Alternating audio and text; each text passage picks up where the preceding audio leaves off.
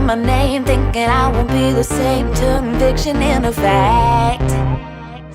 See what you didn't know, bruises that I'll never show, slipping on your every jab. So tighten up your fist, step into the ring with this. I hope your mama's got your back. First round, you thought you would've knocked me down. Fifth round, bleeding out the side of your mouth. Final round, pulling the sound of my name in the crowd. You didn't bust. Oh, oh, oh, oh. You didn't bust. Oh, oh, oh, oh, oh, oh. Just 'cause I took a break, you're making a huge mistake, thinking you can take the throne. Look at you trembling, step into the lion's den. Bet you wish you stayed at home. Begging for mercy underneath your breath when I ain't even sweating yet. My legend's written in the stone, yeah. You're crying danger in defeat is now your only friend. Even your mama's gotta know. First round, you thought you would've knocked me down. Fifth round, bleeding out the side of your mouth. Final round, only the sound of my name in the crowd. You didn't bust. Oh, oh, oh, oh. You didn't bust. Oh, oh, oh, oh, oh,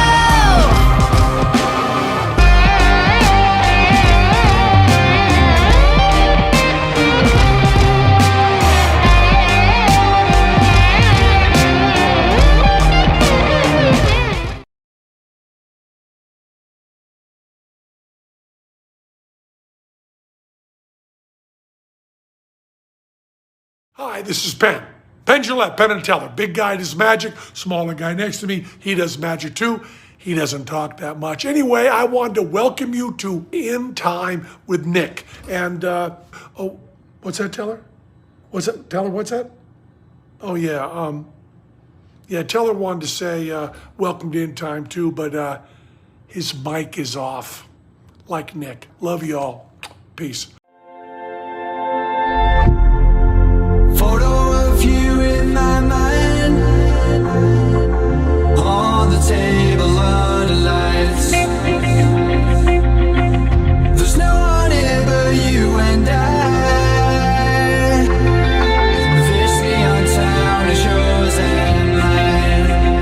And I said, hey, Caruso. Stayed up through the days and nights, and we watched the world get light. Hey, Caruso. Sunlight, freedom in your eyes. Please don't leave now.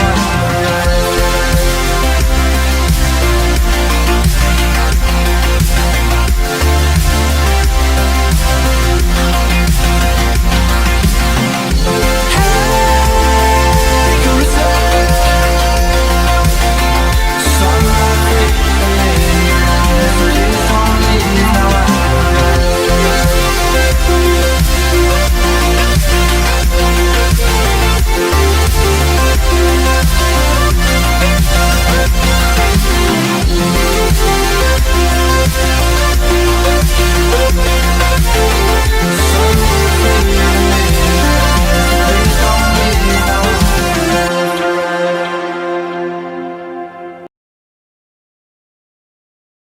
Hello and welcome everyone to the after show. Yes, we do normally do these on a Friday, but we have decided to the last one did plague with technical issues, so I said, I'm going to do it again.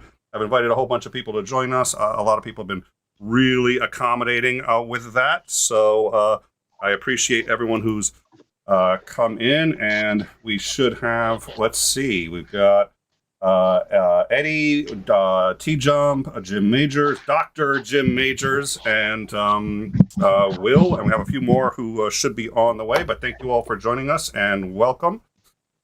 So, yeah, okay, I'm gonna work a little bit. I think it's probably my fault that there's a little bandwidth issue, so I will attempt to deal with that. But thank you all for joining us. How's everyone doing tonight? Fantastic. Okay. If I was any better, I'd be Eddie. Doing good. Now we did have, and it's just one of those things. I'm sorry, I cannot let this go.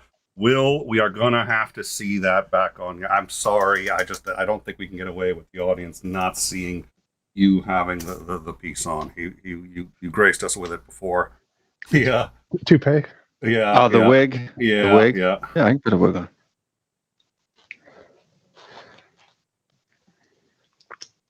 Yeah, I'll surprise people with it. Yeah. Oh, okay. There you go. So, yeah, we'll have to get Will. So Will debated Floyd FP in our first debate, and we're trying to get more debates. But Tom or Jim, if either of you guys want to come on and join us, we'd love to have you guys. So it's finding the atheist to do the debates is. Oh, there he is. Oh, dear Lord. Yep. Hello.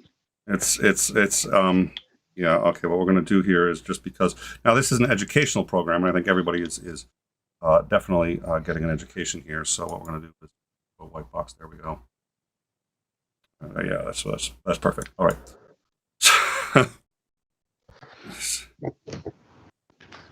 All right, I'm taking it off now. Yeah, you could. Yeah. It's Probably getting a little hot It's a in little there. scary. And then let's see. Last But night you we were were on. saying like getting the atheist speakers was hard. No, getting the atheist speakers is easy. Getting credible Christian ones, because I mean the other thing is, I mean, we're not gonna. We want to have credible debates. Credible. It's not about just getting views or anything like that. We want to have interesting topics and good debates. And we don't do them very often. I do them as often as I can, but we want to take our time and find good. And it's hard to find. I mean, listen, I'd be perfectly happy to have S.J. Thomason on here if she was credible on something. I don't think she is, so she's not going to be. So it's finding atheists that I find are credible and able to have those discussions is reasonably easy. Finding theists who are credible is much harder to do. You can check all of my past videos. Like all the people who I have on are usually just public email professors. You can just email them, and they're usually willing to come on.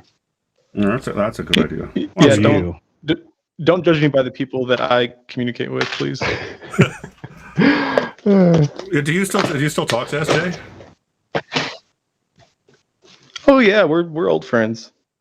Oh, yeah, well, okay. Who is SJ? We are dear he's a Lord. mullen. kindred spirits. Yeah, you're a kindred spirit with SJ. We're Really? S.J. Thompson, right? That's what we're talking about. Cut from the Yes, same cloth. Thomason, It's yeah. just I happen to have a hymn. Yeah. Okay. SJ God transferred the babies Thomason. Yeah, S.J. Yep, Thomason is a theist. She's transfer a them. professor at the University of Miami. She does do a number of debates. Tampa. And sorry, thank you. And she does a number of debates. A number of us who are on Twitter have known her for some time. She and I were reasonably friendly with each other for a couple of years. But she is very controversial for a number of honestly quite legitimate reasons, and has had a tendency to say things that have been considered rather appalling under the circumstances. She's the most confident Christian apologist I've ever met. Okay, yeah. Really? That's probably, I would concur. No, she's up there. She's one of the most confident. She, I think the one that got. Confidence just kind of does run common though. Well, she's confident. I mean, she genuinely believes that she's had an experience where she, I think Jesus stepped in and saved her from the devil, if I remember correctly. And she's very confident in her views. She does every now and then she does something extraordinarily controversial. One of the ones I remember was when Squirrelsifer died. She had offered her condolences, and then that conversation kind of took a left turn when she suggested that because he had tattoos, we all knew he was going to be in hell. This was just hours, if I recall, after he had died. He was talking to his wife at the time, and I think that was probably not a diplomatic thing to have said at the time, and it's certainly reasonably emblematic of her. So, and if someone could let me know, It's one thing to be confident about your beliefs, but she's confident even when she's wrong, and that's rather impressive. Well, she and I debated, and she had brought up a lot of things that I think were just factually inaccurate, and we had those discussions, and it didn't matter that I even had the sources.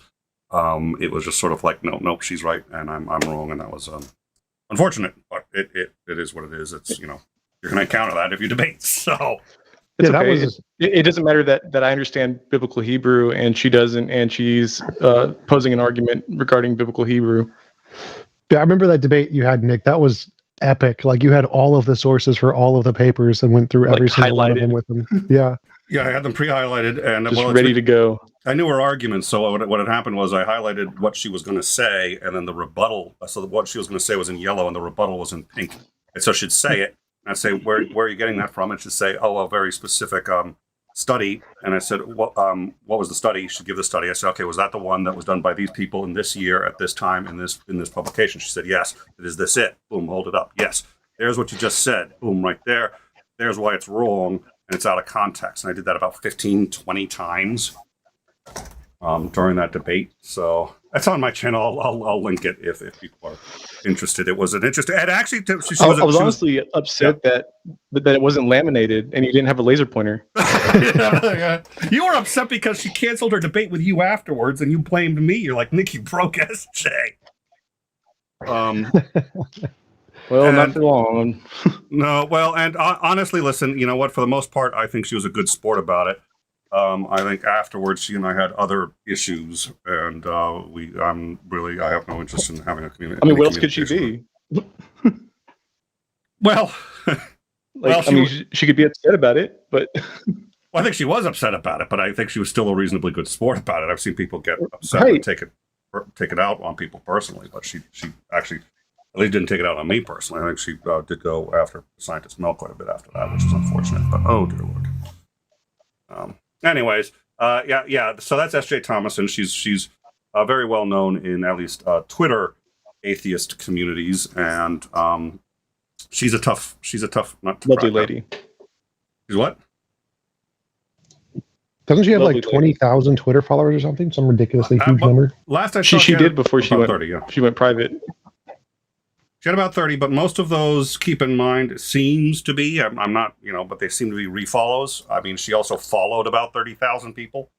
So it's one of those, understanding how far she can project her voice precisely is something that I don't think anybody really knows. And there were a lot of efforts to get her fired from her job, which for the most part I was against. I don't think she's one of the, it was problematic because I'm not necessarily a fan of hers, but I also don't think that, if there was any evidence that she could not be an effective teacher, if there was any evidence that her administration didn't know that she couldn't, so I would have to, in order for me to say, I would contact her administration and say, look, you have to do something. I would have to believe A, that she's actively harming her students, B, that they're incapable of defending themselves against it, C, that the administration doesn't know, and D, that I'm the only one who can tell them. If you meet all those requirements, then okay, but just that she does really atrocious things online doesn't really. I say things that people think, hey, I'm an atheist. You want to know how many people wanted to fire me when I was teaching because I have no ethics, no morals, and yada, yada, yada, because I'm an atheist? So I got a little miffed about that kind of stuff. Yeah, I don't condone going after her livelihood, but at the same time, I also don't really get the warm fuzzies about a college professor plagiarizing. Oh, did she plagiarize something? Oh yeah, you don't remember that? And then she called me a liar, and I ended up throwing it all out and showing everybody the goodies. I don't. But then again, But that's all news. I don't want SJ to watch this and get mad at me. We've already swept that under the rug. So. All right, perfect. Yeah, this isn't. I don't want to get too much into drama anyway. But no, I stopped following her and stopped talking. I'm not. She engaged in some acts that I thought were rather cruel, and I don't. She didn't do anything that I'm aware of that was. It doesn't matter. When people sort of engage in cruelty, I get really kind of like cruelty is one of the things that just turns me off as a human being. You know what I mean? I see cruelty and I'm like, yeah, I don't want to hang out with you anymore. So I and I understand she was pissed off. She wasn't even pissed at me at the time, but no, I was done. So wish her the best. Anyways, that's S.J. Thomason, and she's she's presumably as controversial as ever. So if whatever you're talking about happens shortly after that, I don't know. But I was on another slightly different topic. Eddie and I were discussing Hume's problem of induction last night, which has been coming up a lot. I just recently did a video on it. It was coming up so much, and it's just one of those things because atheists get hit more often than they're aware of with the, well, you have faith too, and they're like, no, I don't. I was like, yeah, you have to have faith in induction because you can't rationally justify it.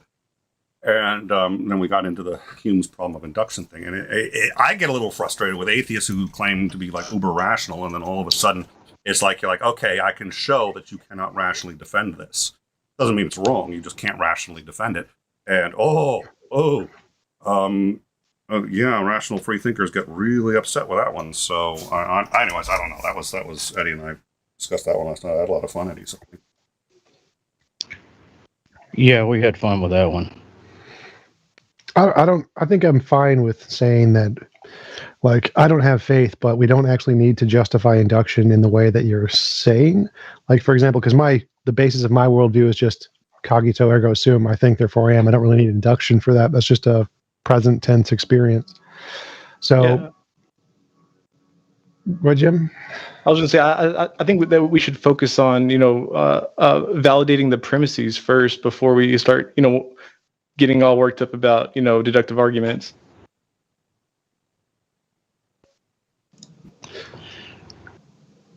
Well, I would say that I think we can have like probabilistic reasons to value induction, even though we don't have like a deductive proof, like what Jim was saying. And so we can still say, because you don't need absolute certainty for knowledge, you can still have knowledge on a probabilistic basis. It's fallibilism. So you can still say induction is justified on a fallibilistic basis and be perfectly fine to say that's knowledge without having faith.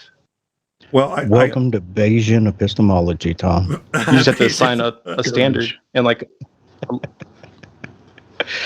That's what I was talking about too. I was telling them that I think we can count inductive knowledge as knowledge just based on probability. I think if we have a pretty good reason for thinking it's true, then we can call it knowledge. Say, like for example, the basis of my worldview is just cogito ergo sum. I can hear myself from Richard. Richard has joined us. He is playing it in the background, so we're all listening to ourselves. Richard, hello, and welcome.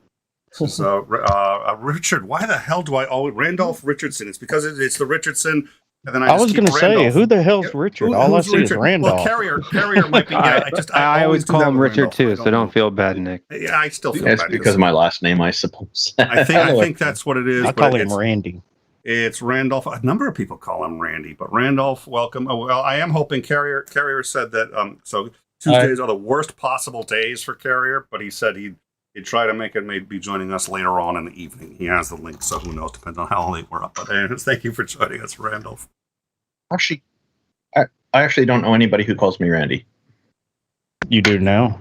I call you Randy. You were called Randy in that Twitter thing that we were doing. Well, that's somebody else's name. Come on, folks. I try to get all your names right. Okay, Randolph, I'm sorry. When I was little, my daddy Randolph. When you were a little what? Oh, it took me a second.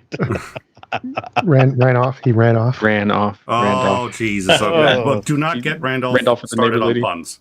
Do not get him started on puns. Please do not. The person that gets him started is the one who gets permanently banned from the show. Yeah, rein in the reindeer here. What's happening? Calm down there, suitor shooter. Oh, dear Lord. My dad really went to the store and never came back. Really? One of those stores. Oh, my. He really ran off. I call all of my kids Jack for some reason. Until I was 11, I thought my name was Mow the Damn Yard. I used to say ours was, my brothers and I was shit and damn it. That's all we ever heard. No, I'm just going to assume that everybody here is making fun of these people who tell us that nobody should be using any labels. So I have 4 siblings, and all of our names start with J. And when I was young, my mom would say, Jim, Janet, Jeanette. Damn it, you know who you are. I just tell mine. When I do that, I go through the names, and I'm like, whatever. You know who I'm talking to. Yeah. Oh, well, yeah. Of course, when I was a kid, I hated it when my parents did that, and my parents would confuse my sister and I all the time. I was like, we're not even the same gender. But it's like, and then I can't, like, it's just so much is going through my brain. It just goes for the first name that just pops in there. And if I'm lucky, there's a 50-50. It's not going to be my wife, for crying out loud. You know, my youngest. I do that with my that's youngest Mama. too sometimes, and then in the midst of it, I'll say, or whatever your name is. Did you get the full Nicholas or like just the Nick? No, almost. Well, actually, they tried not to call me Nick very often, just because that was my dad's name, and then there was the confusion that would abound because his name was Nicholas Suter. So they just like they'd have a different. So Nick Jr. Name. No, well, actually, we're not a junior because we're separated by our middle names. At one point, now his middle name was Benedict, and he hated that because everybody would call him Benedict when they if he got bad press, they'd say Nicholas Benedict Suter. It's like, I know it's bad press because they use the name Benedict, because in the United States that has some seriously negative connotations to it. But so he wanted to change his middle name to Lamar, and I said, that's fine, but you're going to be Nicholas Lamar Jr. because I had the name first, motherfucker. That was my way of saying I wasn't necessarily a fan of him changing his name to mine, but he was just like, why would I be Junior? Because I had the name first. So he never ended up doing that, fortunately for me. But I always got him back because I would do a lot of writing as an atheist, and he lived in the Bible Belt. So people would be knocking on his door. If I just went by Nicholas Suter or Nick Suter, he would get knocks on his door saying, did you say this stuff about God not existing? He's like, no, that isn't me. That's not me. And it wasn't him, but it was, the name was the same. Oh, that could be troublesome. Yeah. Right. Yeah. It sucks when you have to regulate your actions and stuff to avoid, different names being used. Like you can't go out after 8, you'd be Nick at night. It's just, oh, for fuck's sake. I shouldn't have told you that one. That's why I always went by Nicholas Lamar. And it's funny because we just did his memorial service, and it was a little weird because usually the family recognizes and uses his full name, but at the memorial service, a lot of people are like, Nick was a marvelous man, and Nick Suter, we all really appreciate Nick Suter, and it was just kind of weird because it's not my memorial service, but okay. Feel the same way. My dad and I share the same name. We both have the same first name, but we both go by Jim. So, yeah. And because we were estranged for a while, so we were both Jim, and then when we finally met, you try to call me by my birth name, and I'm like, no, I'm Jim, and I called him Jim. He's like, no, I'm Dad. And I'm like, no, fuck you, we're both Jim. I worked with a guy whose last name started with 2 Z's. No, it was ZY, sorry. And I was asking him if people ever call him up and bother him because he's the last name in the phone book, because he was telling us his last name, and he said all the time people call up and say, hey, did you know that your name is the last one in the phone book? And they're like, yes, thank you. And then one year it stopped happening. So he looked in the phone book and there was a name after him, ZZ. What a relief that was. Wow. Now I want to get a phone book and call the last name. When they answer, I go, I did it. I finally did it. I got all the way to the end. So what are you going to call the person who's first in the phone book and say? I'm just curious. And I'm sure they're probably be a lot more pleasant conversation than after you have gone through the entire phone book. The first one is like, wow, wow, be the start of a very long time doing this.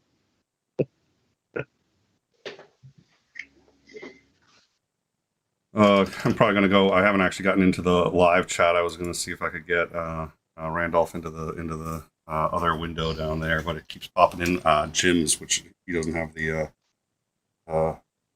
thing there. I like the way the backstage looks. You got us all sitting at a Hawaiian bar or something. It's pretty neat. Yeah, thank you. Why don't we call the server? To the Sorry, wall. You can change that, Randolph. It's on your screen. Randolph's over there eating Randolph's bamboo got pieces off the bar. I'm eating gourmet mac and cheese, actually. I'm serious. It looks like he's sitting on Eddie's lap a little bit. I did rub. Looks like he's got his leg draped over Eddie's lap. Hey, what can I say? I like Canadians. So the Just so, and I mentioned this earlier. I'm the last finding time all you Americans to be mighty fine folk too. to be mighty I what? thought they introduced you to poutine. Oh, I love poutine. That's pretty good. Disgusting. Absolutely disgusting. No way, man. Yeah, it's mashy fries and cheese guts. Cheese and gravy goes on anything, man. No, Change my gravy, mind. Not gravy cheese is disgusting. Like gravy. That's just like not all the way dried cheese. It doesn't go on Fruit Loops, man. So it goes No, on. that's wait a minute. What are you talking about? No gravy. The poutine I had gravy. It was cheese, That's just gravy, and fries. It's just curdled cheese. No, That's not really it's- gravy. Yeah. What is cheese gravy? That's just wet cheese. No, it was brown gravy. So it's gravy with cheese in it? There was cheese melted on the fries and brown gravy on top of it. Oh, well, that's not cheese gravy. That's just gravy. That, But that's not Canadian poutine. Canadian is that's cheese what curd. I was saying. Yeah. I don't even know where cheese gravy came from. You guys look like you're all waiting for your parents at the TSA. Yeah, yeah. Oh, yeah. But yeah, poutine usually has gravy in it. It's not just cheese, and that's the nasty part is the gravy. Get on the gravy train. We'll have to Oh, I see love how gravy. this Gravy. Although I do put I like gravy on mashed potatoes. So Like What about- biscuits and gravy. What about white black pepper gravy? On biscuits? Like that, Hell Tom? yeah. Oh yeah, No. that's good stuff. No. Tom. Biscuits are good with jam and like tea and scones. Tea scone? What? scones and Scones and biscuits. tea. Are you freaking Yes. Italian? Like no, you're talking like buttermilk. Like not like these little like things you can break your teeth on. What Huh? kind of rocks are not biscuits? Depends on who's cooking them. That's for sure. This is true. This is true. My mom can make some hockey pucks, I tell you. intentionally. Oh, I mean, probably not. She's just a really awful cook. Like, like she'd put like hot dogs in the oven before we went to church, and then when we left, she'd turn it off, and then when we'd get back home, she'd turn it back on for an hour. oh my God! Hot for an hour? Yeah, for like hot dogs, and like when you would cut them, because you had to cut them with a knife. Like you had like sawdust, like hot dog sawdust. Yeah, she was making beef jerky. Yeah, stick jerky. It's gonna dry out. My wife I've has this never habit. seen anybody like wrinkle a hot dog. My wife has this habit of putting things on the stove to boil and then forgetting about them and letting the water completely boil out. That starts to burn. Does she also partake of the Mary Jane? No, I mean, I'm serious. It happens all the time. Like I can sit there and something's burning, and I'm like, oh, it's happened again. Too, but it's because I'm stoned usually. Yeah, I had a family member. I won't dox them that burned pudding, and I was trying to figure out how you burn pudding, and apparently you boil pudding, and if you don't stir it, you get burnt pudding. Ugh. I swear, I know people who could burn Cheerios. I gotta give my wife a hard time. Take an hour to cook minute rice. She's got a degree in biochemistry, I'm and such she a burned terrible Pop cook Tarts. that when I try to boil water, I end up burning the pot. My That's wife just burned- a humidifier, Randolph. just taking a little steam cleansing. Obviously, I need to take cooking lessons from you, so I'll stop using the humidifier. Hey, we have I'm a great cook. Just saying. the house that we got, instead of putting a fireplace into the concrete insert, they put a big country wood stove. So I take and put this big giant pot of water on top of it. Yep. And man, you're talking about nice, humid, Heck warm. Yeah. The only thing you got to watch out because every year you'll have like that surface rust that you got to. Yes. Yeah. But I got a wood burning stove too. It's not in an inset or anything, but it's a big ass cooktop. Oh, I love it, man. I do too. I put my cast iron skillets on there. Oh, that's a pretty good idea. Yeah. Oh yeah, dude. If you haven't done it, it's great. Or you could come in from the cold, with your gloves and throw your gloves on top of it. Yeah, that's I like throw my socks on it before I put them on. Yeah, buddy. I did want to quickly. We got a super chat, But it got, doesn't get too cold too often here. We got a super chat. It was Sinister Was Porpoise. this a call-in show or? I can turn it into one. I decided Super not chat. to just because I didn't want to do the last. I mean, we can set up the call-in number and people can call in. But yeah, the super chat was Sinister okay. Porpoise, No, it's $2. no I'm worries. uber rational. All rocks are Buddhists. Yeah. I'm going to stay away from rocks are atheists. I hope you brought enough for the whole class, Tom. Yeah, Tom. Yeah, Only if Tom. you pay me. It's $5 a piece. I use ballpark prices. Yeah, Tom's got a price for everything.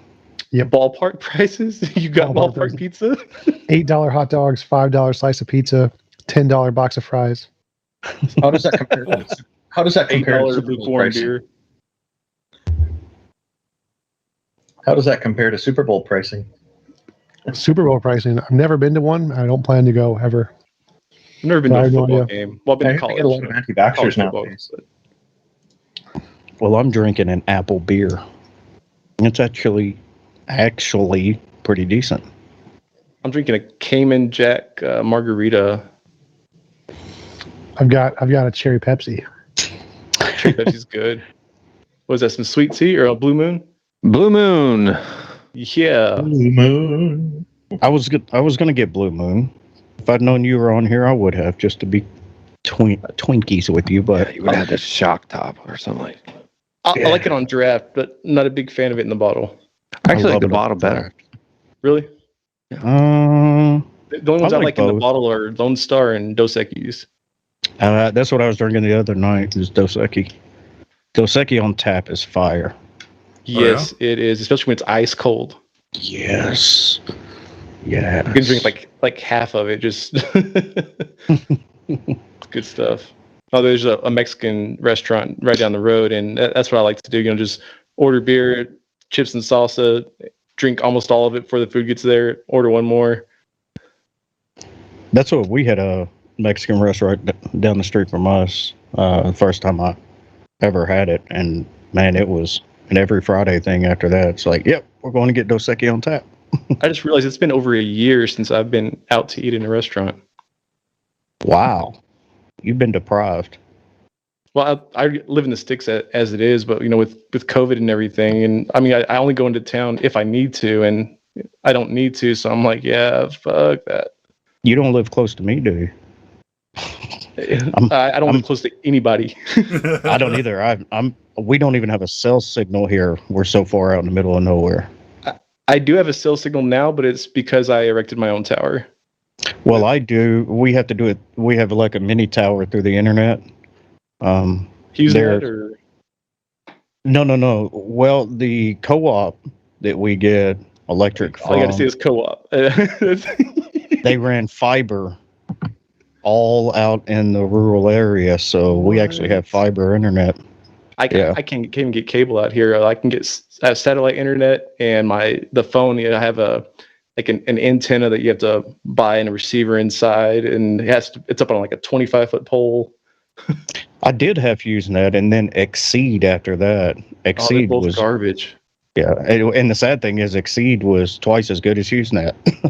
I get the best service that I've ever had is what I have right now, and I'm just using my cell phone like as a hotspot essentially. And that was our issue, is because I was just going to use Verizon as my hotspot, but I paid like $500 for one of the Yagi antennas and the booster and That's all what of I had. that. Yeah, I had to point it at a tower, but at that time, you could only get within 5 feet of the indoor box. Once you left that 5 feet, you didn't have a signal. Oh my Yeah, God. I've already pre-ordered the Starlink package. Already got my deposit down on that. Oh yeah, ready that's for the that. Apple, right? Yeah, I mean, I'm not really thrilled about it. I don't think it's going to be as great as they say it is, but it's going to be better than anything I have now. Because like right now, is the most the best service I've gotten as far as internet goes, and I get like 10 down and 10 up on a good day. Mm. And I bet you pay like $80 for that too, don't you? Having to pay for usage. Well, yeah, yeah, but I've got like 3 lines, so it's like 120, but it's not bad because I mean, like HughesNet or Exceed, like you don't, like the data caps and the throttling and things like that, and get like 5 down on a good day, like on clear weather. Like if it's raining or cloudy, you can forget it. Yeah, we were paying almost $150 a month. Right? couldn't even- if you go over, it costs you. It's ridiculous. And you couldn't even stream a movie. It wasn't. No, like it's like buffer every Is that 30 satellite? seconds. Is that satellite? Because if it is, then you're gonna also have like a 1,500 ping rate too. I mean, it's like you're not gonna be able to. Yeah, I mean, if you do The anything, latency on it's ridiculous. No, it's only like 300. He's the one who tries to go game and it's like red and yellow. Yeah. Well, People it got like should a be only 50 3 ping. or 400. Thank you very much. I had Hughes once when I was out in the sticks, and they said, yeah, because of the speed of light, that's why the ping rate's so high. And I'm saying, like, when I did the math, the ping rate should still be half of what it was. But yeah, between because the signal has to travel 80,000 miles, I think, actually, to the satellite, and then 80,000 miles back, and then to bounce off it, and then you got to do the whole signal back when the signal comes back. But it's still, we were getting a ping rate of about a second and a half, and I accept that they can't really exceed 300 milliseconds or between 300 and 600 milliseconds because it's the speed of light. You can't fucking do anything about it. But you can play it. Well, Quantum entanglement, baby. I have a 5 dear Lord, millisecond ping and a gig up and down. So oh my god, A gig? Yeah. Well, what do you is like DSL Fiber. or what? fiber. Yeah, I got fiber, but ours is 100 up, 100 down. AT&T or Yeah, AT&T. yeah, that's the good stuff right there. Even over Wi-Fi, I get The, 500 up and down. What is it? Uverse? or FiOS. Oh, Yes, that's good stuff. That's Verizon is good FiOS. That's right. stuff. There's a bit of a misconception. There's a bit of a misconception about fiber that it's always faster. It depends on the equipment on each end of the fiber optic link. So here we have cable is actually faster than fiber. Sorry, but the people pushing fiber always say it's faster, and people believe it, and they switch, and then they find it slower. That's your problem right there. It's a lot faster if you pull it.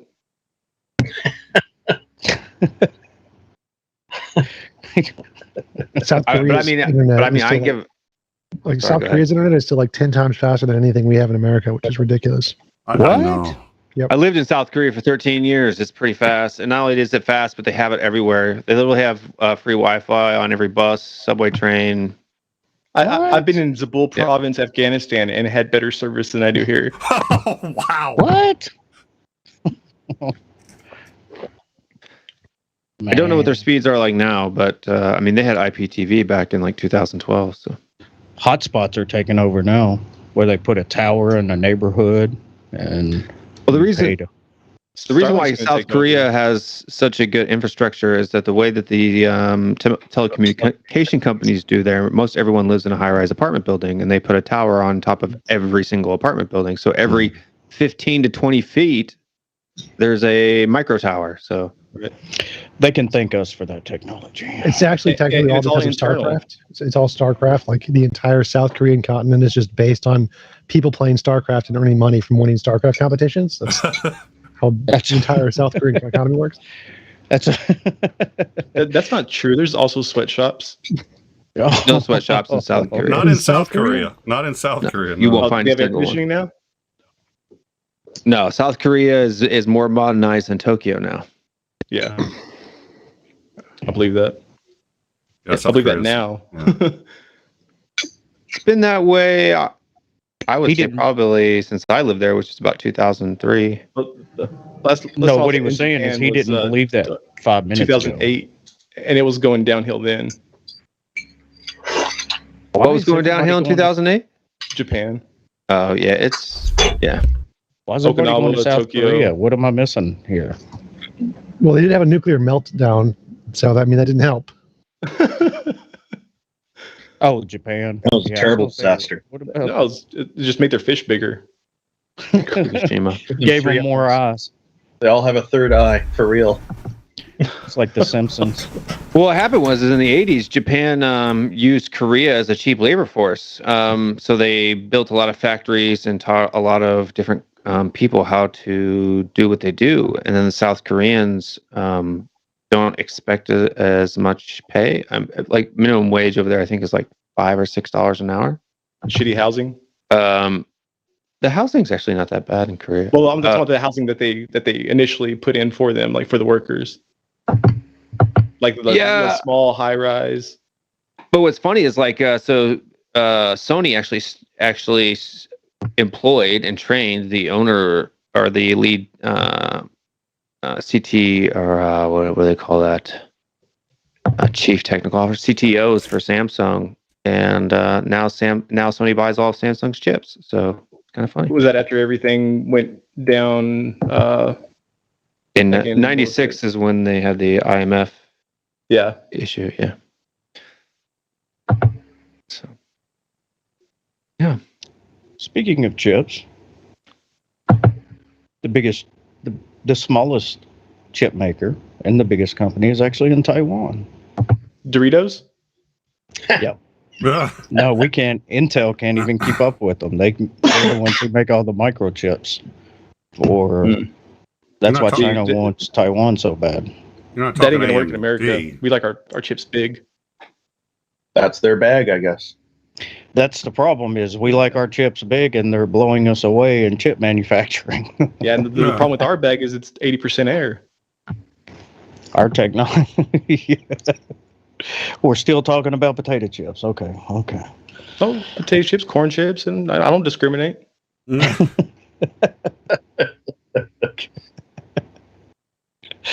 Oh, lordy. There's a lot of salty chips out there too, apparently. Although my kid refuses to eat a broken chip, will only eat whole chips. Oh my God. So it left with the bag of just awful chips. God, his standards. You have spoiled your child. Oh no! I wish that a piece would break off and stab him in the gum every time he does it. You suck. Well, I mean, if my wishes cause it to happen, I guess I really don't, do I? Yeah, there was a guy on a show that was talking about he ate a corn chip that went down sideways and perforated his esophagus and had to have emergency surgery. Chip removal? Chip. Yeah, chip removal. No, he was bleeding to death inside.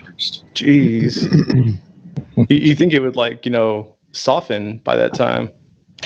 Not when it goes down. Yeah, not when it goes down sideways and sharp enough to cut you. Well, if it's already done the damage, it doesn't matter if it's softens. Yeah, at least you no longer have the choking hazard of the chip, but you can still choke on the blood, and the wound has already been made. Several months, I chewed chips like 52 times before I swallowed it after that. Yeah, that would change. Just because it can fit down your throat doesn't mean it should. What was that, Nick? No, I said that would change my eating habits as well. There's a guy, one of our regulars. He's not in the live chat right now, fortunately. We call him Dorito. The reason we call him Dorito is one of our earlier shows. He came on and started busting our balls because there's a lot of lag. And he said, "What kind of chip are you running in that thing?" I said, "Well, I don't know. I forget. It was also probably a Dorito." You friggin' son of a, yes, the first Dorito powered YouTube channel. So, unfortunately, he'd be busting our balls if he was in there right now. Yeah, I got one of those G-Force corn chips. It's pretty cool. Well, G-Force corn chip? Mm-hmm. I got the COVID vaccine, and oh my God, my 5G just went through the roof. Man, I wish I could get 5G. You got that booster then, huh? You got the booster too? I saw a sign today. Held up by some anti-vaxxers at a rally. It's a picture on Twitter somewhere. The sign reads, "Anti-vax lives matter." Oh my gosh. No, they really don't because they're not getting vaccinated. So the virus my vaccine would give me 5G. All I get is I wake up with my car key stuck to my face. You should stop putting your car keys on your pillow then. It's magnetized. I put them on my bedside table and I wake up spare change, lighter, car keys. It's all that metal they put in there. Girlfriend's prosthetic leg. Are you autistic yet? Am I? I've always been artistic. Well, Exactly. no, for son of a. They because they try to make that connection from vaccines. People are just ridiculous. Penn and Teller Well, did a I've spectacular never taken show the on test, that. but it has been. I have been accused. It is a very unique show. It's a great Funny. show. Jim, were you in the military? I don't remember. I can't remember. Yeah, I was in the Maybe. Navy. Yeah.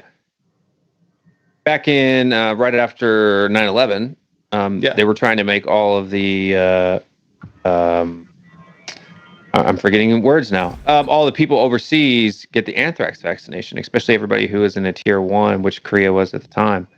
But throughout that whole anthrax vaccination, funny thing is though, is it got out word that all you had to do was say you had eczema as a kid, you didn't have to get it, and it worked.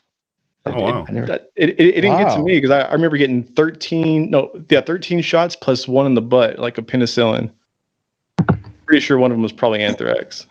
In basic training, I don't even know what shots they gave me, to be honest It's like, with you. you take a step forward and you get 2 in each arm, or just 1 in each arm. And they weren't nice about it either, man. I swear, there's got to be 5 or 6 people that had busted off needles in their arms too after that. Well, ours was like, it was like an air gun. Like if you flinched, it would cut you. Yeah, the one we had was they literally had nurses on either side of this runway with yellow lines on the floor, and they were a step apart. And each people would have 2 or 3 syringes in their fingers at one time, and you would walk up and you'd get hit in both arms, and then you just go, and then you take another step over, and there'd be more. It's like I have no idea what shots they were. We had the option for penicillin. They said, well, you can take one of these every day for the rest of the time that you're at boot camp, or you can get this shot just one time. And I'm like, I'll take a shot in my butt, no big deal. And that it had the consistency of peanut butter. Yeah, And for like 2 cold weeks, I had a knot in my right ass cheek that I could not sit on, and I would just massage it whenever I got the opportunity. One of my kids got a penicillin shot. I don't remember why. Penicillin or steroid? Penicillin for school or something like that. I can't remember why. Anyway, like North Carolina has like ridiculous amount of that's like the most vaccines required by any state in the country or something like that. So there's a bunch of vaccines that we had to go get whenever we moved to North Carolina. Well, they got some pretty big skeeters out there. I guess so. I don't know what's going on. You haven't seen a mosquito till you go to Louisiana. Those things, Shoot, I was raised in Louisiana. Yeah, I've seen one carry off a baby. they flock. It is insane. It's like a bird hitting your car when you hit. Yeah, they got the wingspan of a buzzard. That's it's like, look, it's an eagle. No, it's a mosquito. Well, the east coast of Korea has a ton of mosquitoes. In fact, it was a nightly occurrence to wake up 4 or 5 times and smash 5 or 6 of them, which left big giant blood spots all over the wall because they were feeding on you while you were asleep. And you guys didn't have it's still mosquito with netting? the fact, like, have you ever seen a mosquito fumigating truck drive through your neighborhood at least once a week, completely blowing this smoke out the back and brain? Yeah, growing up in Memphis, the mosquito truck came through every other night, I think it was, to spray. You were lucky if they came through. Like if you were poor, you lived out in the country, you didn't get it. Yeah, we're out there like Man, it's like stupid kids. It's like chase the cloud, chase the cloud. All it takes is just 3 or 4 of those mosquitoes to hit you, and you'd be ready for a nap. You'd be tired all of a sudden. I have no idea what was in those things. I mean, he literally came through once a week and just big white cloud. Wow, that brought back, man, I haven't seen a mosquito truck in a long time. They probably stopped doing it here. I know got a bunch of the kids addicted. When they'd come through, we'd all be following it just... That's it. That's what we were doing. It's like, chase the cloud. Yeah, everybody's got chase the rainbow now. We used to chase the cloud. They started getting smart and started selling ice cream off the mosquito truck. Oh, that ice cream man. Yeah. Oh man, the ice cream man, he better slow down. He'd catch a rock. Hey man, I'm gonna tell you what. I thought for sure my mom was gonna go out there and whoop his ass several times. She was like, because as soon as we heard it, we're like, the ice cream man. Shut up, you ain't getting nothing. Yeah. Like I don't know if hear my name, from like across the house, but I can hear it. I can hear the ice cream truck 12 blocks away. I don't know if it's still the case, but in Korea, in the high-rise apartment buildings, the apartments above the 30th floor actually go for a higher price because the mosquitoes can't fly that high. Wow. We don't have mosquitoes here. I'm in the mountains because water runs downhill. And we have a lot of dragonflies. And dragonflies love skeeters. You're lucky. Most places that have a longer cold season, they don't have mosquito problems. The mosquitoes will actually ride the elevator. It's pretty funny. That's well, what are you expecting to take the stairs? That's they're lazy, man. Come on. Yeah, I'm just saying. Bloodsuckers. No, I'm serious. We could, when we first moved here, because if it was nighttime in Memphis, you weren't outside long. It wasn't because you had to be in by street lights; it's because of the mosquitoes. But here, we could sit out. I mean, we can go out on the porch any time of night, and just now the flies are the problem here. Nobody told me about all the damn flies in the country. All the gnats, man. I got riding my motorcycle and just see a black cloud. I'm like, what the hell is that? And then I'll fly through it and just catch oh God, yes. Oh yes. In New Hampshire, Yeah, that's some so of the gross. Get you a some of the woods, mouthful. some of the woods in New Hampshire, if you're going to go into them, it's if you have a kit for getting lost in the woods or your car's going to break down or anything like that, the number one thing you have to have, not food, not water, mosquito repellent. Because some of those, the woods are so bad and the mosquitoes are so bad that you'll get eaten alive before you actually you get out of there. So you need something serious. If you're gonna get, I thought you were going to say like a banjo so you could blend in. that's not New Hampshire. Sorry, that's Alabama probably. Hey man, I've been some parts of New places Hampshire that are questionable. You'd be like, man, am I in Mississippi? Yes, I've been to a few parts of New Hampshire. It was like, damn, it's like being home in the South. Oh no, New York too, man. In New York, it's like, it's like, well, did I just see a Trump flag and a Confederate? Do you know which side of the line you're on, buddy?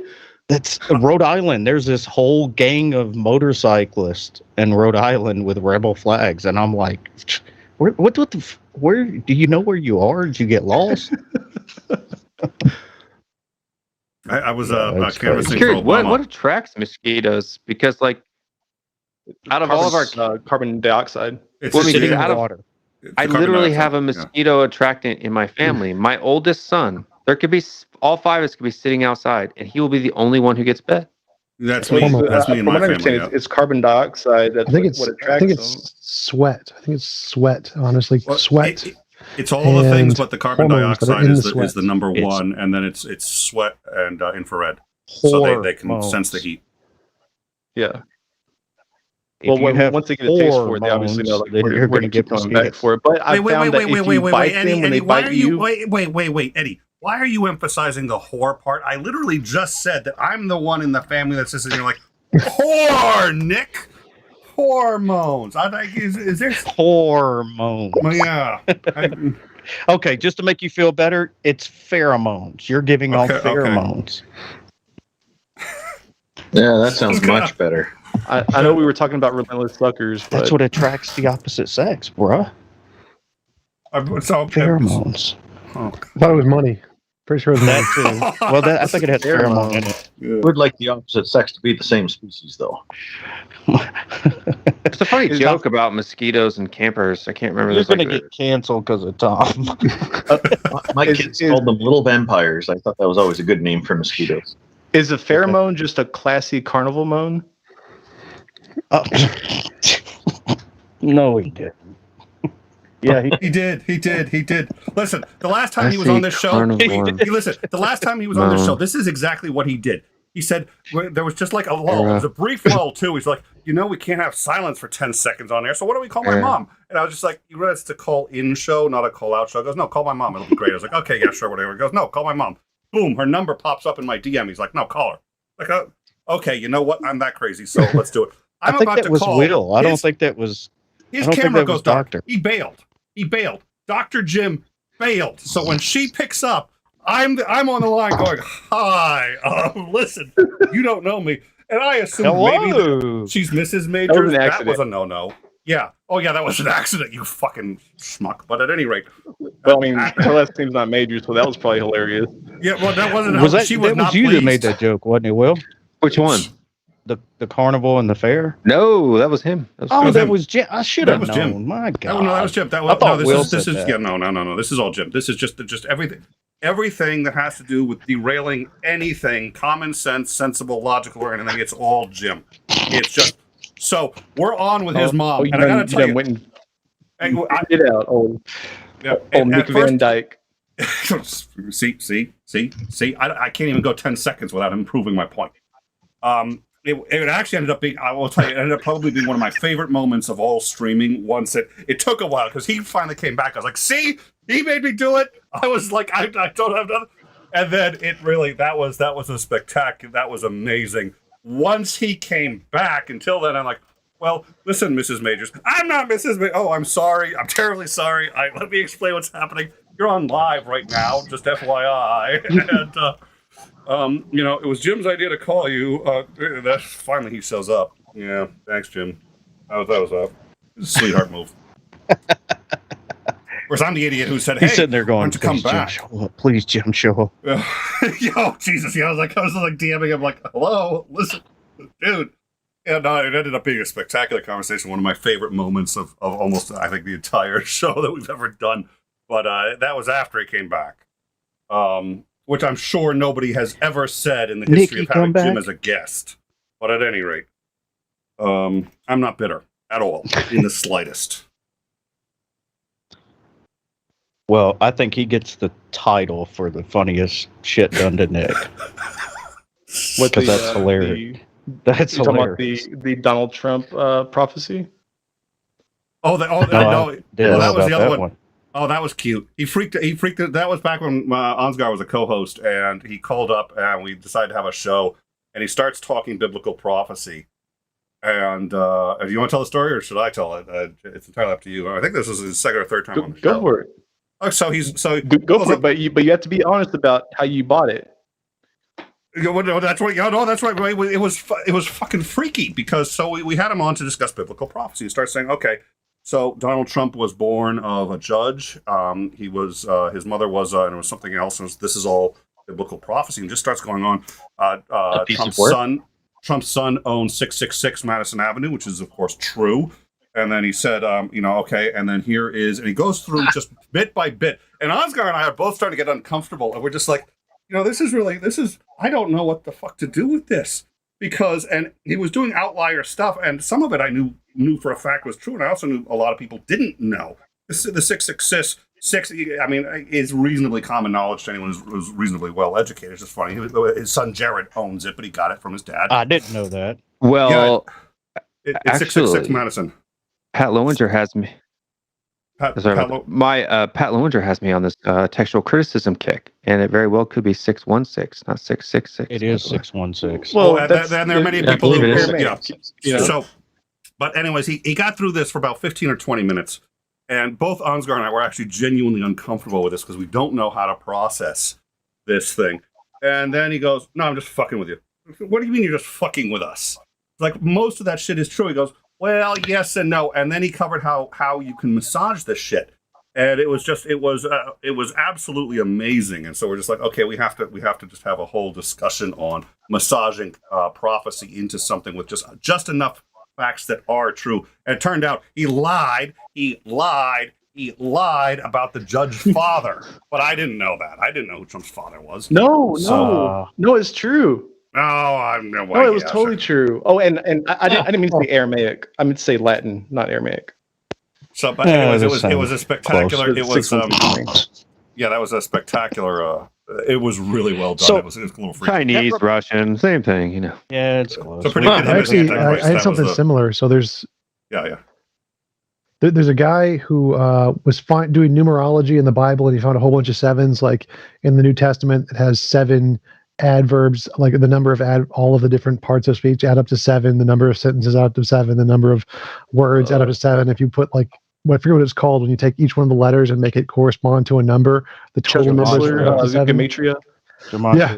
Yeah, gematria, that's right. And some guy messaged me on Facebook, and he's like, well, this is impossible unless there's a God. He's like, there's no way you could ever do this without a God. And so he's like, I'll bet you $1,000 you can't do half of these in an 8-paragraph thing. So I just pulled up Moby Dick, the first page of Moby Dick, copied it down, and then started to mess with the numbers. Got all the 7s right, and he ended up paying me $1,000 because I got all the 7s. Holy the main issue is it's completely post hoc because like Gematria didn't become popular until Second Temple.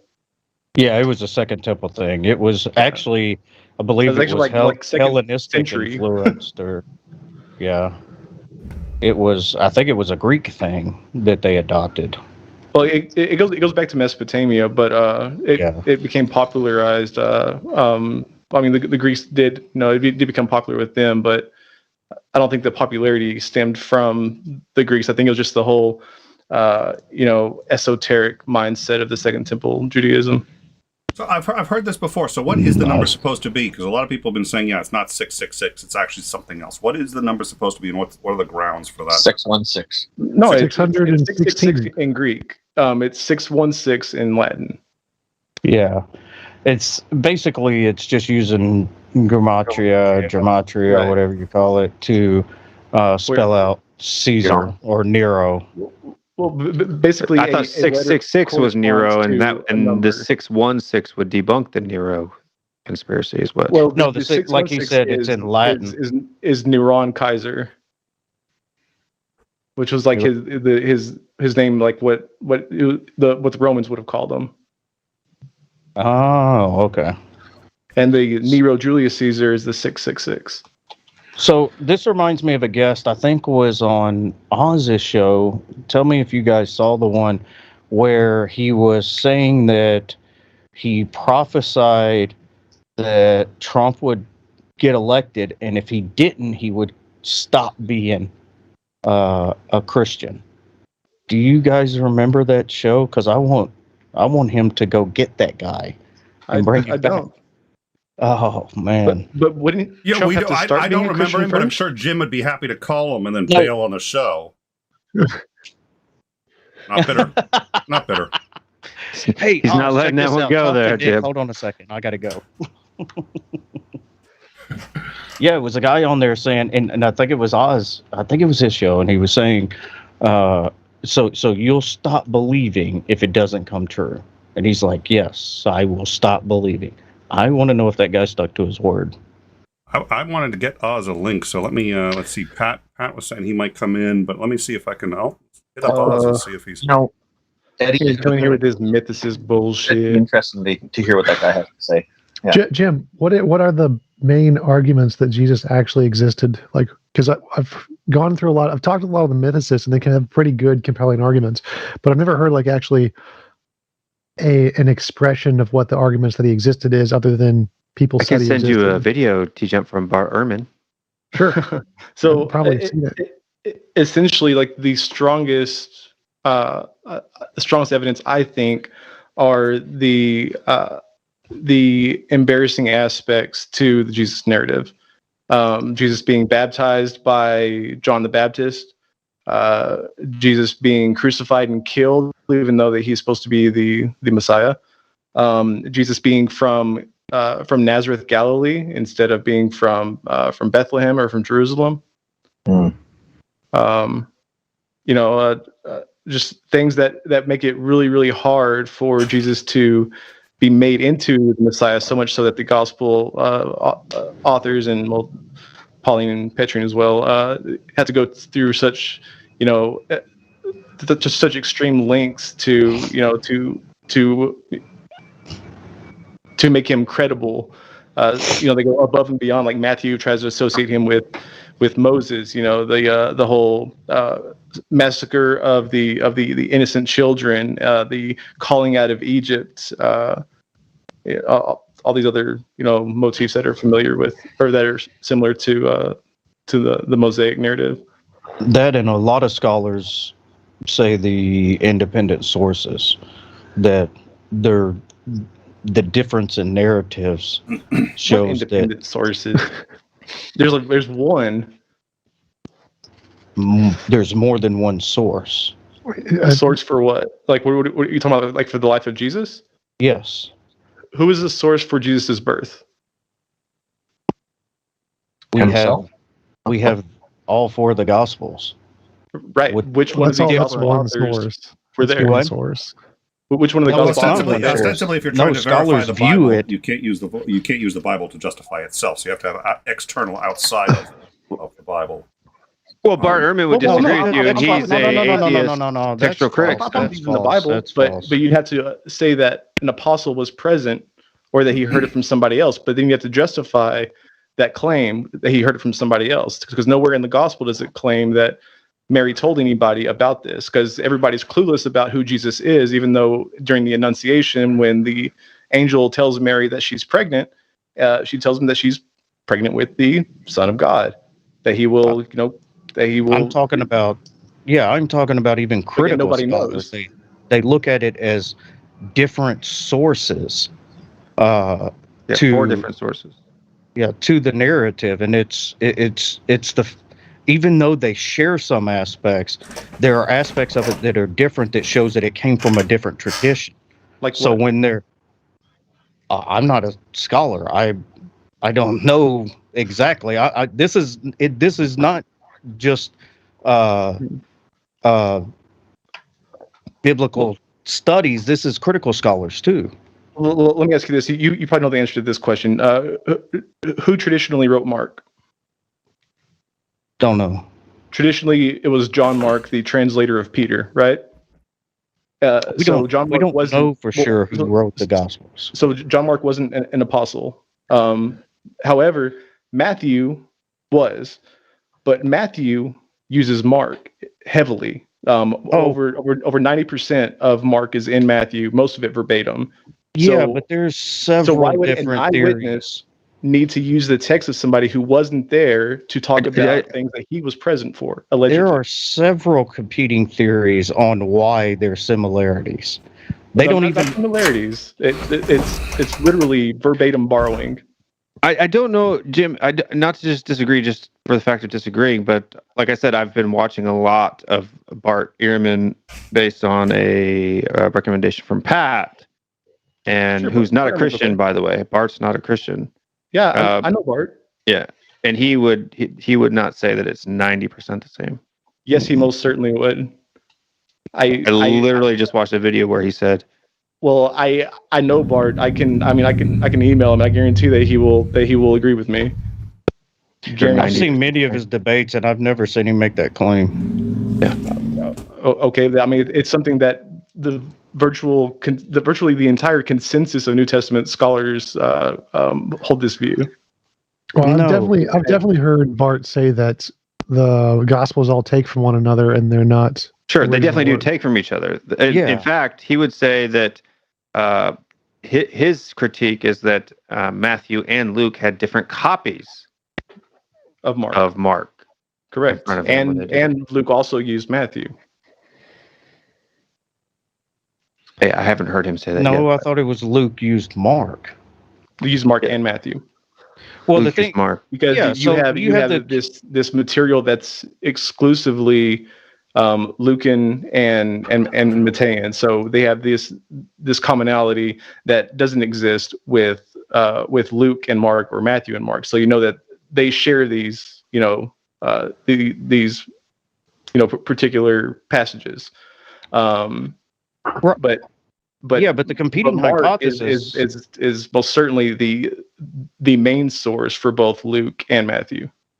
Well, tradition is that Matthew was the first. Tradition is, yes, but tradition also is that Matthew was originally written in Hebrew, and it wasn't. No, that it was written. Well, there's a lot of them that still try to argue that it originally was written in Hebrew. Well, of course they do, but none of them are scholars. Well, so yeah, some of them are. But No, to the hypothesis though, because we had the Q hypothesis, the Mark and authority hypothesis. There's several different competing hypotheses. A lot of them aren't looking at the Q anymore. Mark and priority doesn't have anything to do with Q. Mark and priority just asserts No, it's that a separate written one first. that they borrowed from Mark. That's is not what what- Mark and priority is. Mark and priority is that Mark was written first.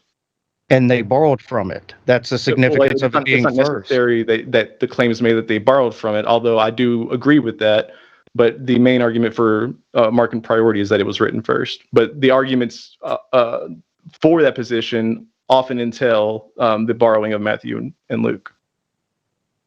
I literally just watched a debate between Bart and Robert Price, and where he defends the actual existence of Jesus for 30 minutes and gives a great amount of. That's fine. I believe Jesus existed too. We're making fun of Oz because Oz was a mythicist. I was saying, like, in a lot of Bart's plays there, he cites the Gospels as four sources. But the historical Jesus doesn't depend on whether or not the Gospels did or didn't borrow from each other. No, that's they did borrow from each other. Yeah, but that's what you brought up when I said that we had independent sources. But we don't, because if they're borrowing from one another, then they're not independent. They are considered independent sources. Bart counted them as four, not one or two. Yeah, Bart himself calls it four independent sources. Most historians do. No, he does not call them independent. He might call them sources, but they're not independent. Independent sources. In other words, I haven't heard that. So I've watched a lot of Bart Ehrman. He never calls them independent sources. I've never heard that happen.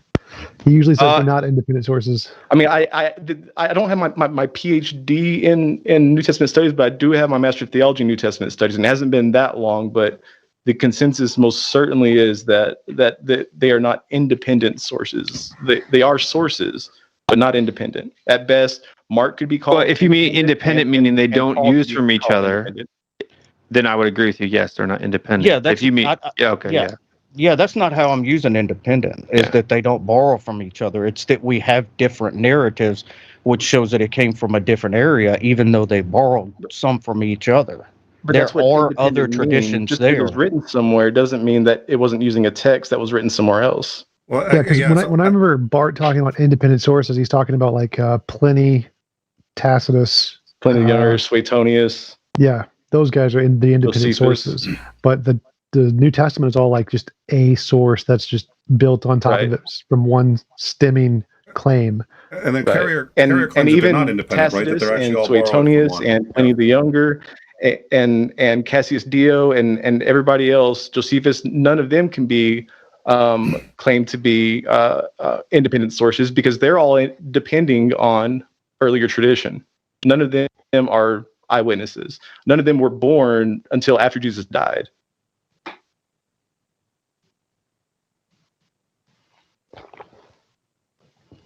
I still think those count as independent sources because they are independent in history. So they come from a different source in history, even though it's from the they're talking about the same thing. Right. They might be independent sources in that they are the only extant sources for the claims that they make, but they are not the source themselves. Right. I mean, like Matthew has things that Mark doesn't have, and Luke has things that Matthew and Mark don't have, and Matthew has things that Luke doesn't have. So I mean, it's not that they're simply copied Mark, right? They use Mark as a source, but they also use other sources too. Like I think it's M and P and M and Q, right? Right, but for the important parts, they took from Mark. I mean, like I said, Mark, the entire story of Jesus, the crucial elements of Jesus's narrative are found in Mark, and over 90% Matthew uses. Well, I can understand that argument. So, like, if each of the Gospels contain different facts, they can each be considered an independent source for the collection of the entirety of facts, but they wouldn't all be considered four separate sources for just like the birth of Jesus or whatever. That wouldn't count. That would still just be one source for the birth of Jesus. But it's like what they independently supply, right? So like the synoptics, like there's really nothing special that's special to Mark or Luke that's not in Mark that really has any bearing on Jesus' historicity. Now with like John, for example, like the turning water into wine at the wedding at Cana, that's entirely unique to John. So like it wouldn't be there if it wasn't for John. And there's several other narratives in John that are like that. But within the synoptics, just Mark, Matthew, and Luke, there's really nothing special that's not dependent on Mark.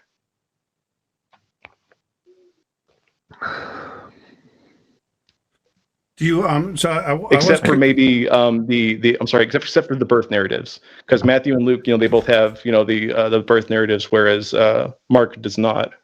But clearly they're using, like Matthew, he's a big fan of perusing the LXX for Old Testament nuggets, and stumbles upon Isaiah 7:14, virgin birth, blah blah blah. So, but even like, that's not an independent source. And even after the resurrection, there's a lot that differs between Matthew and Luke, and then Mark that hardly has anything, right? So, right, like where does Jesus ascend from? Does he ascend from Bethany, or does he ascend from the mountain? Does he, or even just at the tomb itself? There are so many differences. But I mean, like, contradictions I think are really irrelevant, because they all, like, when you look at the story as a whole, it all tells basically the same story, whereas the details, are certainly different. I think the details would be different if there were people who were trying to collect data from different people. But not if they were eyewitnesses. Like, for example, was the stone rolled away when the women got there, or did the women watch it become rolled away by an angel? Because in Matthew, the women witnessed an earthquake even, with the angel rolling the stone away. But in all the other gospels, the women get there and it's already rolled away. It would depend on what source you talk to. Right, which one you talk to, but we can't talk to them. So we only have the gospels to go off of. Well, I mean, I think the point would be there that, like, they could change their story, like, during the course of talking to themselves, and after they experienced it, they could change their story from one thing to another, and so they could have told different stories, even though they're the same eyewitnesses to the event. But the thing is none of them were eyewitnesses to that event. So, like the women, the people they interviewed. The women who were the eyewitnesses could change the story. So this is what Bart Ehrman said about it. This right. Is, so who did they interview? An eyewitness. Well, hypothetically, the women themselves are the people they interviewed. Right. Hypothetically, right. But there's no claim made in the gospel, or the virgin birth. The announcement to Mary. Where did they get that from? If they got it from Mary, then why were they so confused as to who Jesus was?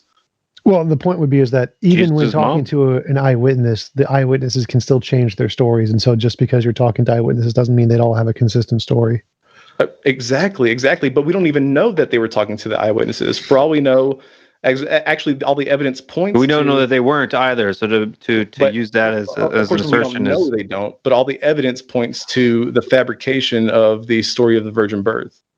And I wonder if the reliability. What evidence is that? You have the difficulty in the dating, that you have one gospel saying that it was while Quirinius was the governor of Syria, which didn't happen until 6 CE, and you have the other one saying that Jesus was born while Herod was still king, and Herod died in 1 BCE. But at best, really died in 4 BCE, but Christian apologists will claim that he died in 1 BCE. But even given that, there's still, a 7-year gap. 10-year gap. I mean, you asked somebody who got their dates wrong on the ruler. That doesn't mean that they didn't happen. Yeah, and we don't know. But it's not just that they got their dates wrong; they get the events wrong. Because in the entire reason that they had to come to Bethlehem, right, is because of the census, right?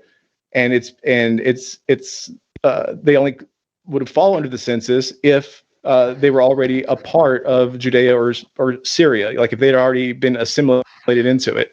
But at this time, Archelaus was the king over that area, and they wouldn't have called a census. Romans wouldn't have called a census for people to go and gather to the town of their ancestors. That's just not how censuses worked at the time. All right, let me hold on a second. For a second. I want to go back to the. Sure. Well, hold on, because I want to make sure Randolph. I want to go back to the Randolph was original trying to point. say something, and then I absolutely want to hear you guys continue. And I have a question, but I don't have to get it in. I have a question I want to ask Jim about this, because this dovetails with Hitchens. Hitchens had an argument for why he believed Jesus was real, but Randolph was trying to get into a point. I want to make sure he gets that in, and then please, guys, continue. Yeah, Randolph. I was just thinking that, perhaps people in those older times where they have a lot more health problems and they're more focused on what they can do to survive, because survive is a lot easier today. I wonder how reliable their testimony would be as eyewitnesses as well. That could be a point against that as well. That's all I was thinking. I don't see how. I mean, unless they're like really, really sick. Or hungry. Yeah. People a lot more hungry. They had problems with their teeth. Well, I mean, no, not. I mean, it wasn't as bad as you make it out to be. Like, I mean, everybody just wasn't impoverished and starving. Well, I'd say there's definitely a difference in eyewitness testimony, or the quality of eyewitness testimony of people from the past versus people who are slightly more educated today, simply because we have more understanding of the world.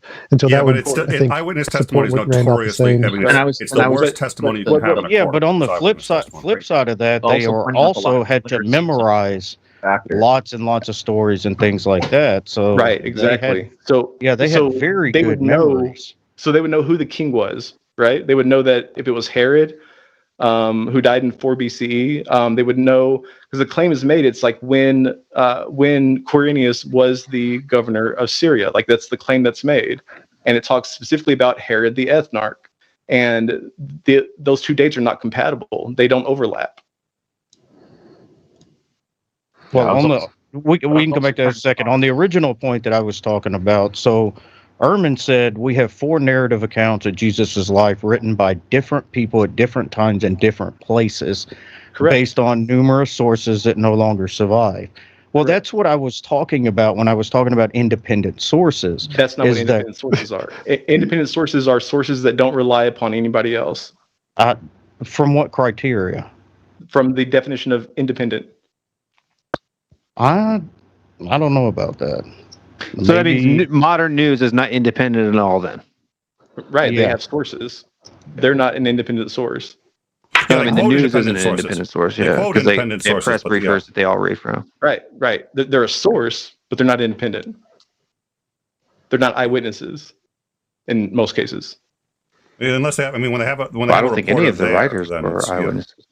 Well, I mean, if they're there, like, on scene for a hurricane or whatever. Yeah. Sorry, Nick. What? Oh, no, I was agreeing with you. I was making the point. Yeah. So it's if they have somebody there who's like, I'm Jay Anchorman, and I'm here, live at the hurricane or whatever. That's an independent, But when otherwise, they're quoting independent sources. That's all it is. Ostensibly they vet them. I mean, they have to. But how do you know that what they're quoting is independent? It can't possibly be. I mean, there's degrees ostensibly of independence, but the reality is, if they're getting money from any source, which means either a corporation, a business, or just from their broadcast license and advertising, then they're not independent. They're hopefully reasonably close to it, and there are degrees of that. But no, they're not any more than a politician is independent. They're influenced. But you have to ask yourself, how many sources could they possibly have for the birth of Jesus, like Mary and Joseph, right? And yet you have 2 drastically different birth narratives that are they're not reconcilable. Well, I mean, there's also the 3 wise men and the donkey. I mean, the donkey's testimony definitely counts for something. Well, that's there was a donkey that testified in the Bible, if I recall. So there is precedent for it. I mean, there's a talking donkey somewhere in the Bible. Yep. I forget where, but yeah. So I mean, there's precedent. It's only in one. But I think all this shows I think all that shows is that Scripture is not infallible. I'm not sure. Well, duh. I mean, it says the smallest seed is the mustard seed, so we already knew that. Right, but like for instance, like Bart would say, or Bart has said, that there is more textual evidence for the Bible itself than any other book in ancient times. Of course, because an abundance of it. Every other book was burned or banned. But regardless, I mean, as far as being able to go back and try to verify, and in the essential doctrines, throughout all of the scraps of text that are left, there's very little divergence in the essentials, a little bit more in the particulars, and a lot in the small details that don't mean anything. If you're talking about don't mean anything in terms of doctrine, then yeah, but there are most certainly differences that, I mean, they're not important. Right, but Eddie and I, neither of us are literalists, right? Yeah, and real quick, I just wanted to say that Jim is right. An independent source is an original source. I know I'm right. So I apologize for that. No, Eddie, listen. Here, nobody ever has to grant Jim that he's right. In fact, we explicitly it's frowned Jim, upon. You're wrong, even if you're right. But each one does have independent information. Yeah, there is original information. How do you know it's independent information? Right, because it's not in the other one.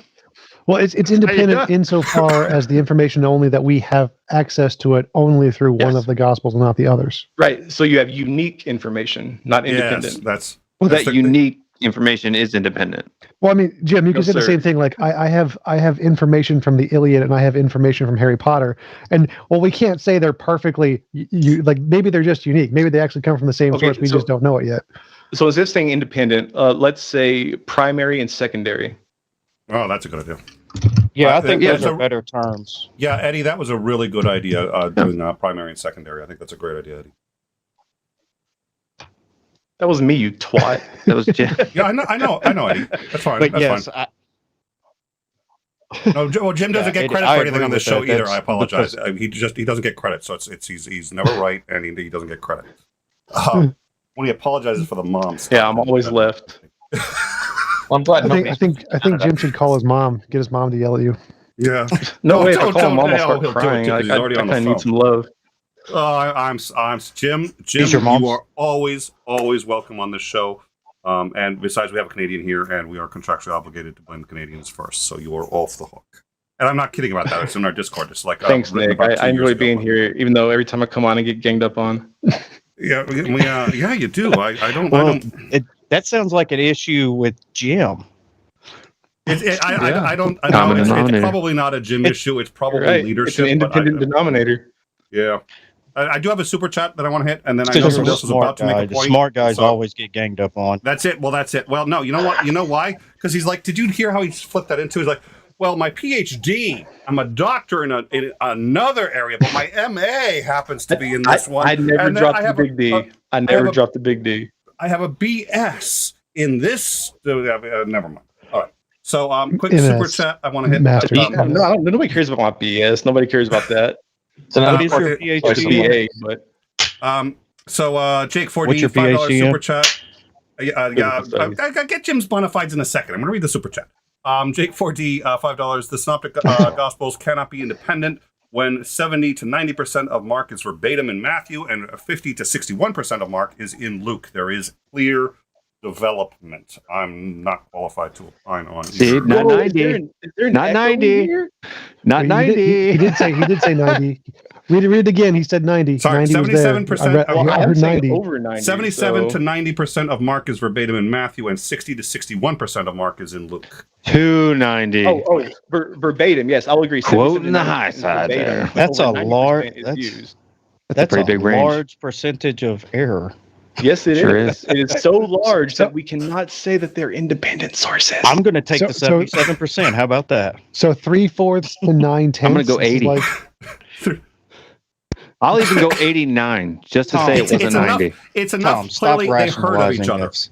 They Stop- knew who stop the other one bragging. was.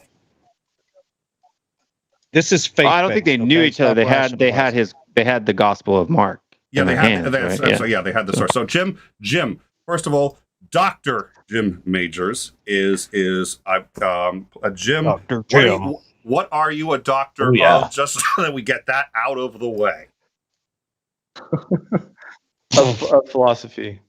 Oh, Jim. No, Love you even son of more. a- No, I'm not a yeah, medical because a doctor. My PhD is PhD is yeah, the Hebrew Bible.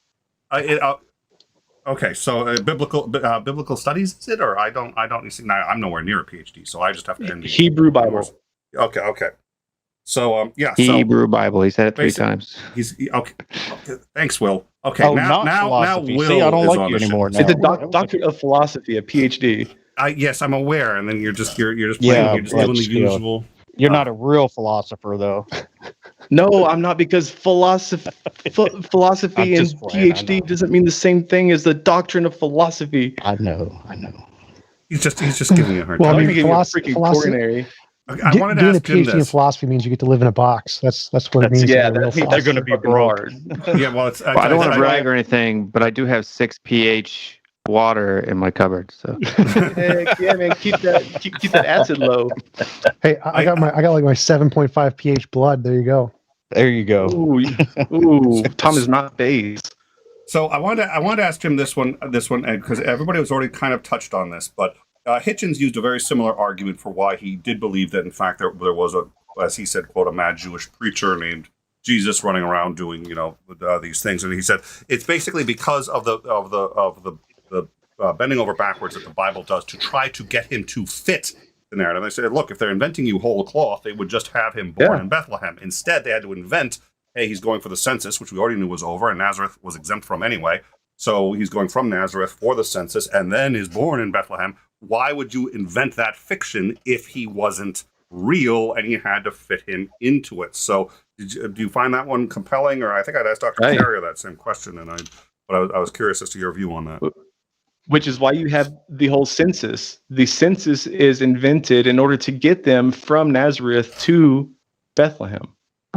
So why does that need to come from a person, not just somebody made up a story and they got the story wrong? They learned, oh, wait, the Bible actually says this other thing I didn't know about, so we got to make up something to make our stories fit. That could still be a myth. Well, it's because, I mean, it was common knowledge amongst Jews that the Messiah, the King Messiah was going to come from the town of David, and be of the seed of David. Yeah, there was a whole lot, like the book of Matthew is the phenomenal amount of typological prophecy that he was trying to fit in to show that Jesus, because they came to believe he was the Messiah, and they were trying to show how he could be the Messiah by quoting these Old Testament messianic ideas and pointing towards him. Not all of them were even messianic, like Hosea. Oh, no. Yeah, you're right. Like, out of Egypt I called my son. That has nothing to do with Jesus, and yet it was used to allude to Jesus whenever they found out that Herod was wanting to kill baby Jesus, and so they ran to Egypt after he was born, whereas the other one says there's no problem, and they just went right back to Galilee.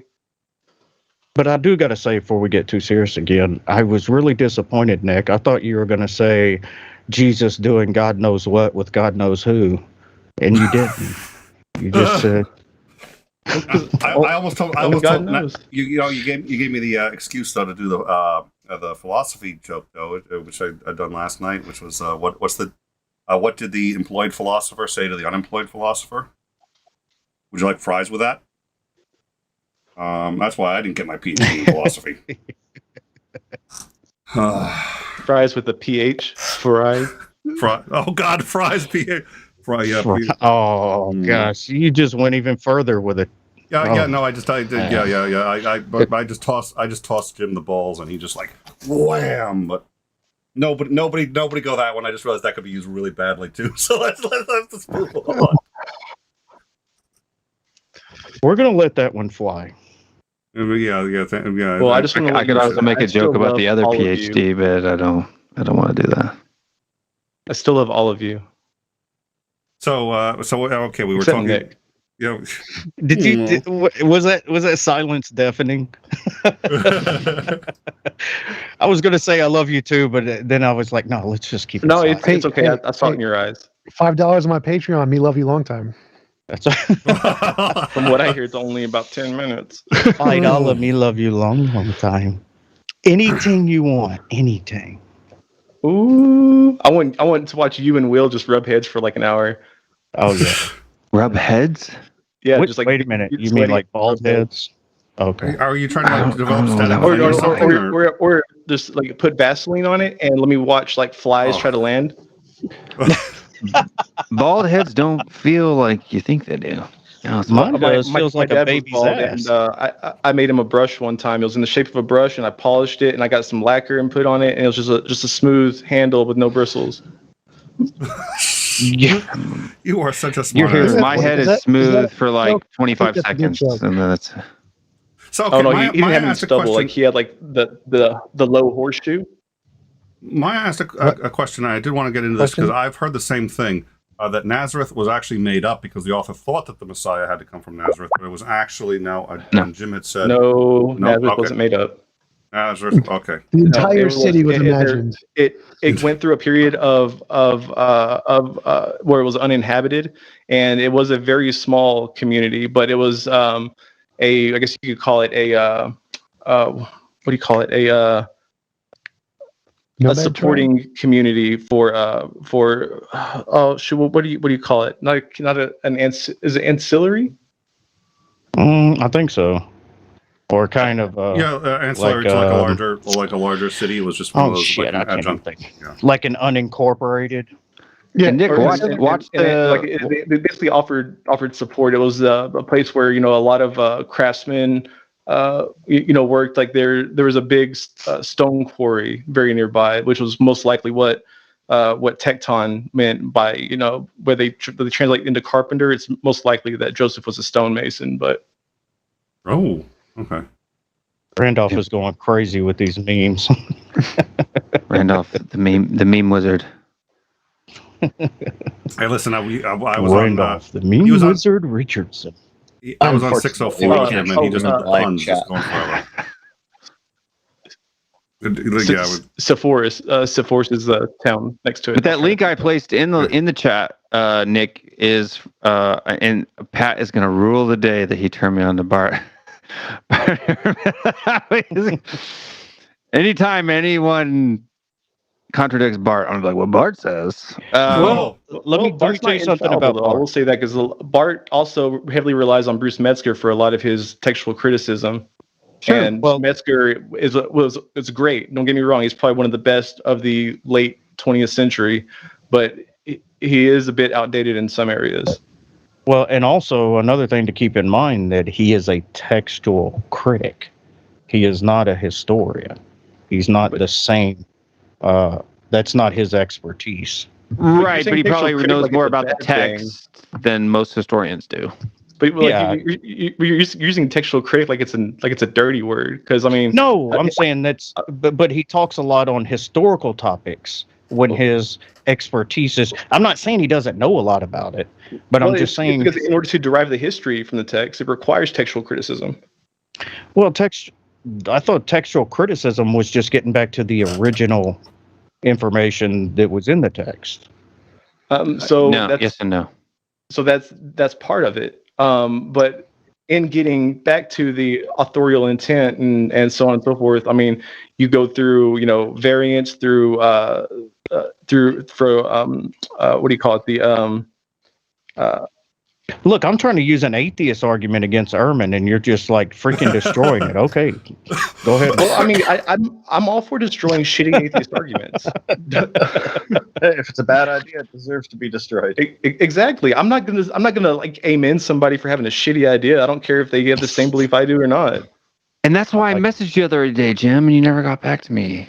Ooh, he's too good for you. I did Will. see your message, but I'm hardly ever on Discord, bro. So He's and a I don't have PhD. notifications or anything. I'm sorry. But no, that people were having a conversation that and both sides were completely butchering it. And I was like, who would be good for this conversation? That's Dr. Jim. And so I sent him a message. But, What was it on? Do you remember? I can't. It was about the Old Testament and what writers meant by what, this, that, and the other thing. I was like, I know a guy who would know exactly what to say in this. Because both sides were just speaking gobbledygook. Gotcha. I've been watching too many Darth Dawkins videos lately. Gobbledygook. What exactly is gobbledygook? It's actually a word, believe it or not. It is speaking in tongues, but for normal people. I thought it was Yeah, like I also like a realized dessert that some grandma made up. gibberish is actually. Canada would say gobbledygook. There's an L in there. The Americans either make the L silent or leave it out. I always thought that I said gobbledygook. gobbledygook. Gobbledygook. Just like Oh. the name though, just gobbledygook different. sounds like it has like caramel or maybe marshmallows in it. That sounds sticky. But It's one in probably- there. probably got God, some, there he goes. gobbledygook. There he goes. like oh man, I got It's probably got some poutine in it somewhere. It's got some poutine somewhere. It's like one of them Nutter Butters. You gotta get one of them. Is them it fluffer something nutters. that is similar to gobbledygook? Is it gobbledygooky or gobbledygookish? It's all gibberish. Does it have a source? is a I mean, is word, it like? Well, gibberish is a word. So is like oy vey and a couple of other that we borrow from Yiddish. Is it borrowed from anything? It's got to come from somewhere. Why do you got to get all Yiddish on me? Oh dear, oh, it's like oy vey. Why you giving me a hard time? Why you got to be such a? This conversation is splendid. Yeah, on this topic though, like some of my favorite videos they're more recent. Like a lot of Bart Ehrman's videos are a little bit older, but some of the more recent ones are him versus Dr. Daniel Wallace. Yeah, those are always good. those are really good. The first century mark. Him and all that good Latona stuff, are fun. But I'll tell you, I love Bart. You know, him and we email frequently. But the one thing I'm always teasing him about, I'm like, so Bart, like, the next time you record a lecture on YouTube, can you maybe not talk about how you give your students a quiz and you know, offer them a steak dinner if they could get it right? You should just like go to his class and like just take the quiz, just like audit his class for like $50, take the quiz, win it, like, I want my steak dinner. Right? It's like all I had to do was watch a YouTube video, like literally any YouTube video of yours, and I got the quiz. So I had misquoted Maya, and this is okay. So this is, and I remember Biddy Buddha, who's on Maya. Of course you did. Yeah, of course I did. Yeah. And Biddy Buddha had pointed something like this out, and I still don't remember entirely what it was, but that in the original Bible Jewish predictions of the Messiah, whether it was Nazareth, so not whether or not Nazareth itself had been invented, but whether or not the Messiah coming from. And it was, I thought it was ostensibly Bethlehem, and that's why he had to be born in Bethlehem. How sure, and what is the source of the original prophecies that said that he was going to be born, where he was going to be born? Where is that from? Micah. So Micah says Bethlehem or Bethel or something like that. Right. Well, From the city of David, I think is what it says. I don't even think it mentions Bethlehem. No, in Micah. It does. Right. It is in Bethlehem, but it's not talking about a town, but it's talking about a clan. Oh, really? Yeah. Because, I mean, it doesn't just say Bethlehem. So it's irrelevant then. It's Bethlehem Ephrathah. What does that mean? What does Ephrathah mean? And so it's basically saying that the future ruler is going to be from that clan. That's Micah 5:2. So it could be literally. So it could have been born. But then going to Bethlehem isn't needed. Right, because it says you Bethlehem Ephrathah, though you are small among the clans of Judah, out of you will come for me one who will be ruler over Israel. Oh, okay. But wasn't a lot of the settlements like clan settlements though? Well, so clan was what replaced the tribes. So you have the original 12 tribes. So after the exile and everything like that, after the 10 northern tribes are lost, the 2 southern tribes are, well, what is left of the tribes, I should say, establish themselves into clans, which are just just smaller tribes.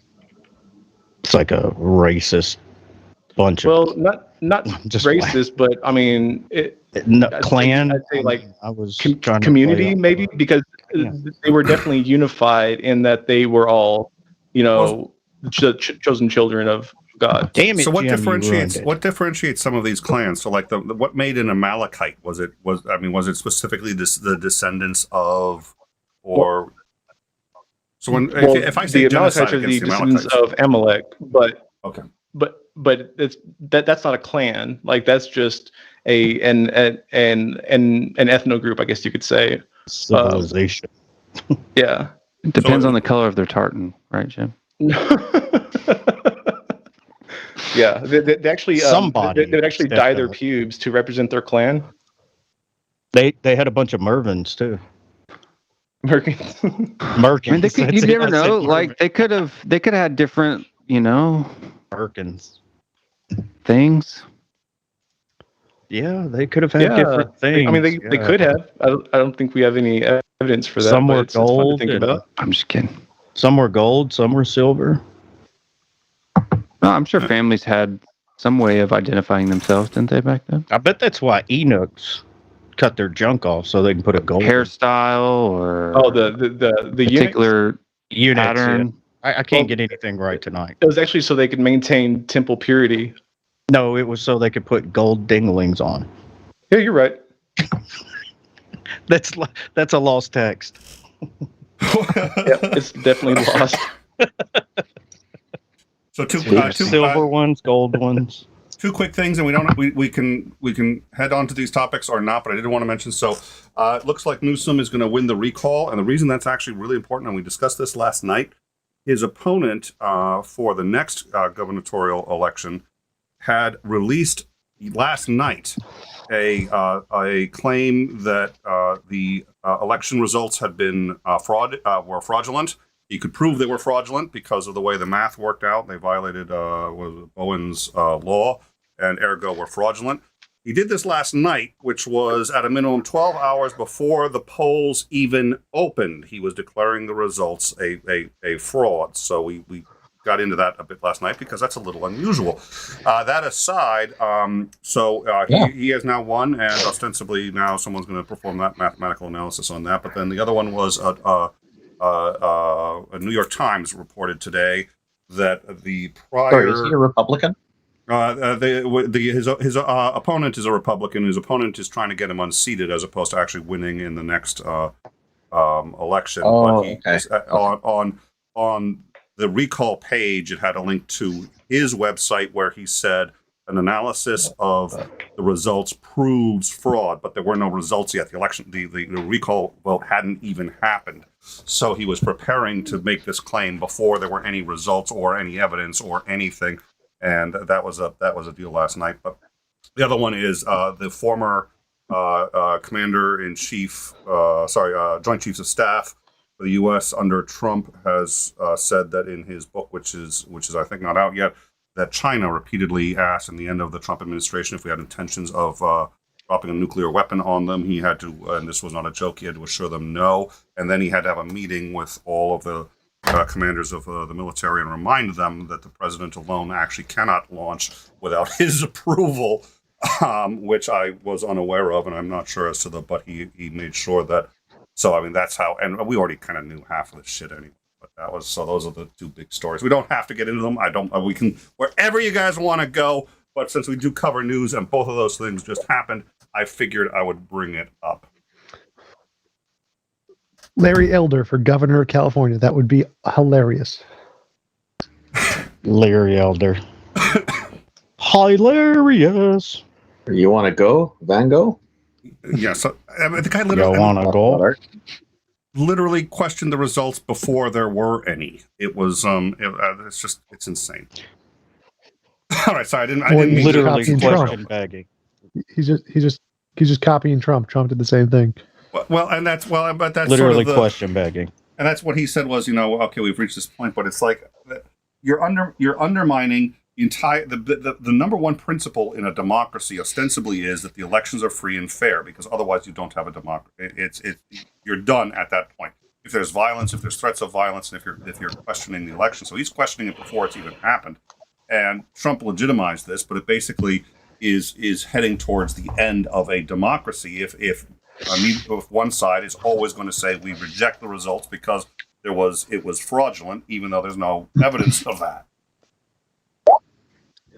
Well, I think this was an inevitable shift. So, like, as the Republicans lose power and relevance and have to resort to more gerrymandering and voter suppression in order to stay in power, they're going to, as they continue to lose power, they're going to have to start to resorting to, like, oh, no, the elections are rigged because the gerrymandering and voter suppression isn't working anymore. So I think this is actually a natural progression of the Republicans trying to maintain power when they're clearly losing it. Okay, and especially they're losing a lot of voters because the COVID-19 has wiped out a lot of their supporters. Yeah, that's only half. Yeah, I mean, the reality is there is the COVID-19 is having a much higher impact in southern states, anything south of the Mason-Dixon line, which also happens to be mostly conservative, and there's a reason that correlation is there. I mean, it's not. You're not. That's not a joke. I don't know how much it's influencing their political decision making. It's not influencing Fox. Fox News, as it still says that the vaccine is a joke. Nobody should take the vaccine. While at the same time, the corporation has mandated vaccines for absolutely every employee, including Hannity, who is saying, having been vaccinated, don't get the vaccine.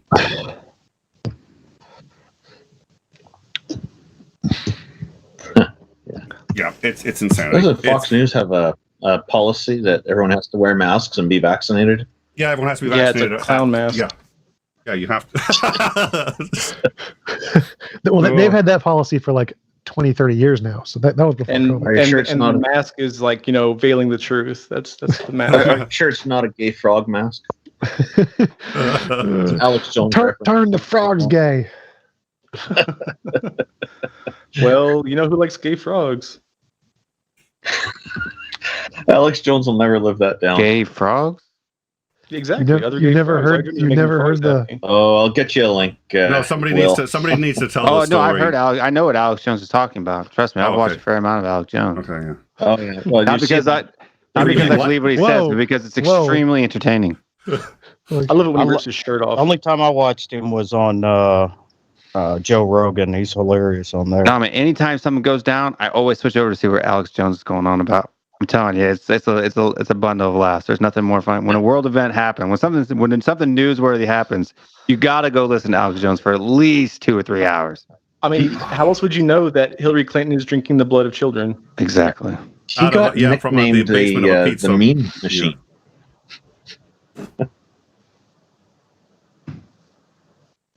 Yeah, so I think I have a lag. There's a lag between me and the rest of you guys. I have no idea how and why that is, but at least nobody else is lagging, so that's good. But yeah, she was that and the pedophiles and the Pizzagate and the whole nine. It's Alex Jones. That's what you get for having dial-up. Yeah, that's what I get for having the Dorito-powered show. That's what you get for having a basement in your pizza parlor.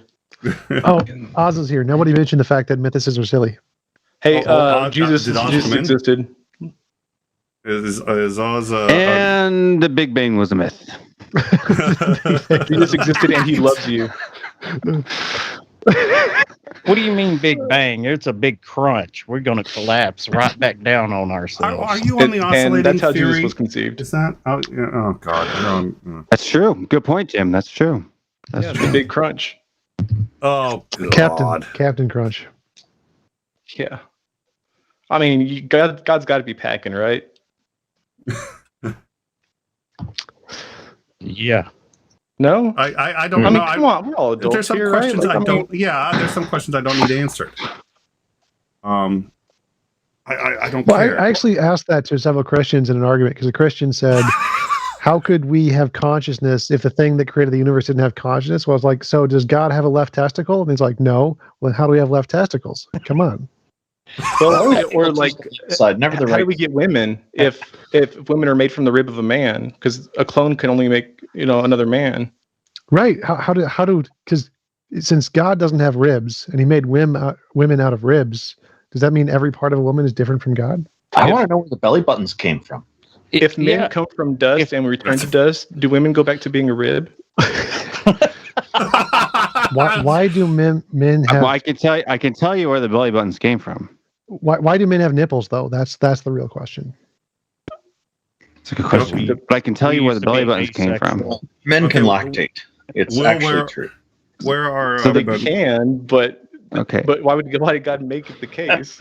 The reason where belly buttons came from. Now, this isn't in the Bible, right? But I'm just using a little bit of philosophical logic here. Is that God, in his foreknowledge, saw some Pillsbury Doughboy commercials and thought it would be fun to try it out himself and poke people in the belly so they go, whoo! When did that? You heard it here, folks. If you have an Audi, God hates you. No, he poked you in the belly, and it left an everlasting mark. I think Oz wanted to say something. I want to make sure Oz gets it. Just stuck to your finger and pulled back out. Yeah. Yeah. Oh, so God just had a sticky finger when he got them. Oh God! Oz, we don't want to know where that finger was. You shut up, Oz. Welcome. Thank you so much for joining us.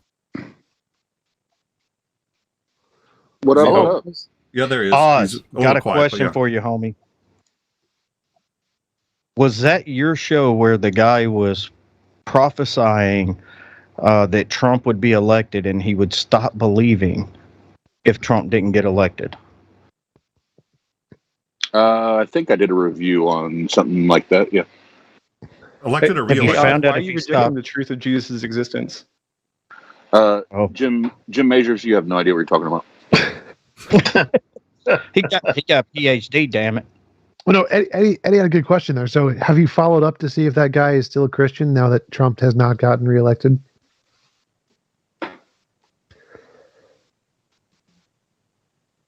Oz?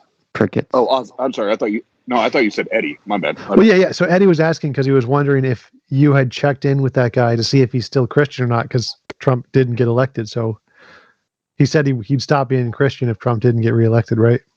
Yeah, that was a account. It was like, it wasn't Greg Locke, but it was a Greg Locke-ish type guy. No. Apparently, he was on your show, like on a Oz. panel questioning a guy, and I thought it was your show where the guy was actually on, because people were making fun of his belief or tagging him about his beliefs and stuff, and I thought it was your show that he was on the panel on. Even if he wasn't on your show, Oz, it'd be great to get you on his show and hear you ask him about this. Yeah, I'd have to go back. I don't remember. I know I reviewed one of those crazy fucking prophets. I don't remember the guy's name now, and he made a claim. Yeah, I remember that one similar to too. Yeah, this was a separate thing where the guy was on there and there were several people. It was before Tang, I think. I'm pretty sure it was before Tang. Oh, you know what? I think I do know what you're talking about. I'm gonna have to go back and see who that was. I forgot all about that. Because I'd love to see what kind of it would be interesting to see if he moved the goalposts or integrity that he has, or just for a short time.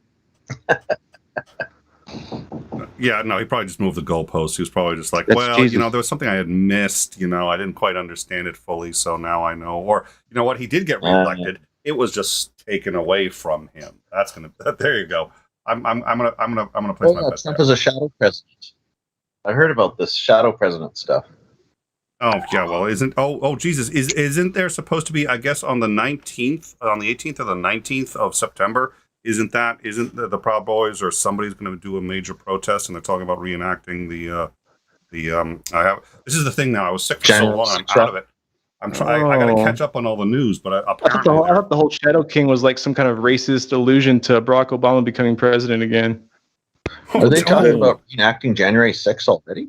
Well, somebody, I think the Proud Boys or somebody. I'm sure somebody will bring it up in the live chat. I like I said, I haven't had a chance to dive into it yet. I'm gonna have to soon. The Proud Boys are neither boys nor. Other boys. Well, the 19th is the greatest. The 19th is the greatest day on the calendar. What is that? Is it? No idea what you're talking about. Because there's 12 of them. September 19th, Jim.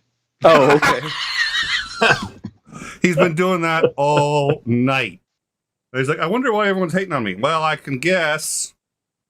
Well, my mom always said, that I would be persecuted for being right. Oh, Jesus Christ. Eddie's apparently bored. Oh, did Oz just admit Jesus existed?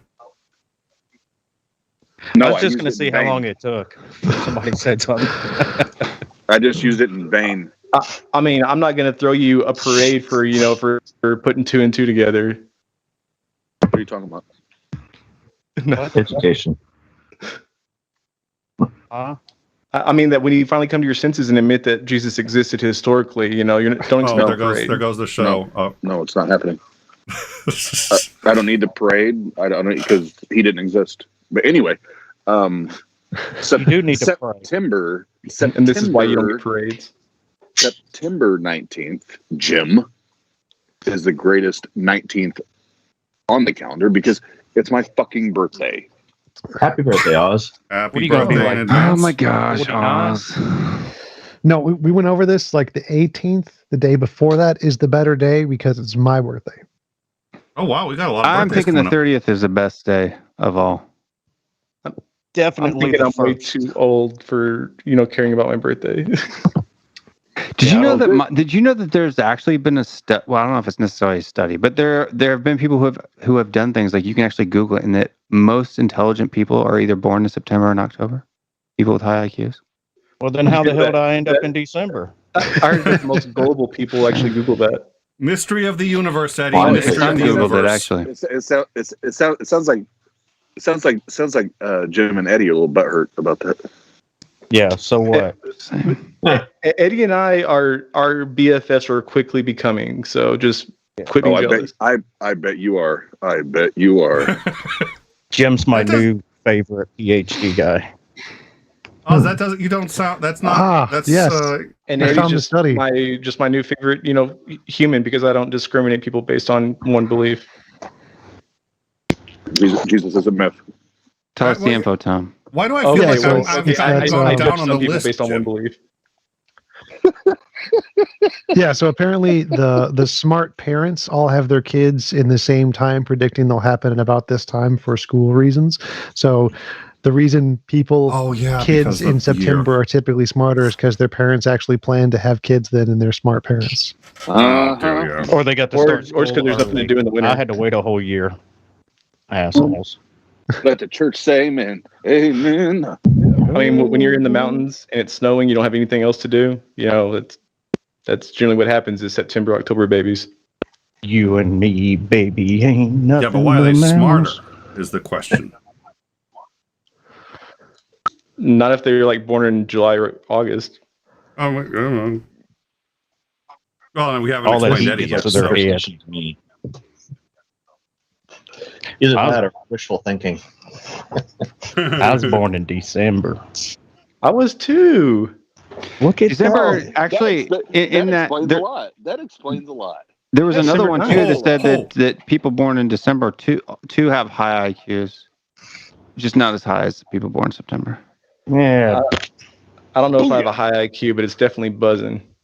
I was born Oh, in February, so I God. guess I've been trying to. I'm just not drinking fast enough. I was born in February. I was born in February, so I guess I really am as dumb as I feel. And look. Whoa! Whoa! I love you, Randy. Wow! Boom, Randy. roasted. Oh, there. Boom, Oh, there. roasted. Oh. I'm Man, sorry. Go easy on yourself, man. He opened the door, and now I feel like an asshole. Damn it. Oh, hey, Tom, You just can't be sad because your only Valentine was or your only birthday gift was a Valentine from your teacher. What were you saying, Oz? Something? What? I say on because I have plans Friday and Saturday. I think Sunday night we do a roast Tom and Oz night. I'll be there. That'll be fun. See. You Work? Yeah, I don't think I have anything planned Sunday. You so ugly, they put you in the corner and fed you with a slingshot. Oh. That actually sounds like it'd be a lot of fun. I would be for I it. was about to say that sounds fun. Yeah, not if they're sending. It would you- hurt. All right. This Well, is sharp what we're doing Doritos. for Eddie's birthday. When we're going to go to Eddie's house, feed him with the slingshot. Hey, as long as it's smoked ribs and beer, I'm down for it. Smoked ribs on a slingshot. I think that'd be more like a bow and arrow kind of a thing. Yeah, you got to take the bones out because that's going to hurt. That's what she said. You just use chicken nuggets. You just use chicken nuggets. Chicken nuggets. Things would be like torpedoes. Bruise. I did get shot with a paintball gun one time, and I'm going to tell you that, oh my God, those things. No, it's not that bad. I got shot in the butt. And that was the first time I've been In the shot. butt. That's like the best place to get shot by whenever you get shot. Try getting hit in the finger. Oh, My whole Take it. cheek was black and blue. that leave it to Yeah, but leave it's it to a soft. leave it to a Calvinist. I like to get shot in the butt. No, I used to play paintball all the time. It was like a freaking movie, man. I'm running right from tree to tree, and as I'm running, dude just tags me right in the butt. Kapow! I hit the Tagged you ground. right in the butt. Yeah, he did. And I hit the ground. It was just like I'm rolling on the ground, like, damn, I'm gonna kick your ass. I was so mad. I didn't know. No, and I used to play unregulated paintball as well, which means that you rent the whole place out by yourself, and guys can crank up the FPS real high. Oh, this was before you could adjust them. This is when they were shooting 300 feet a second. It was just, I swear I got shot. It hurt that bad. Yeah, but unrelegated paintball is not fun. No.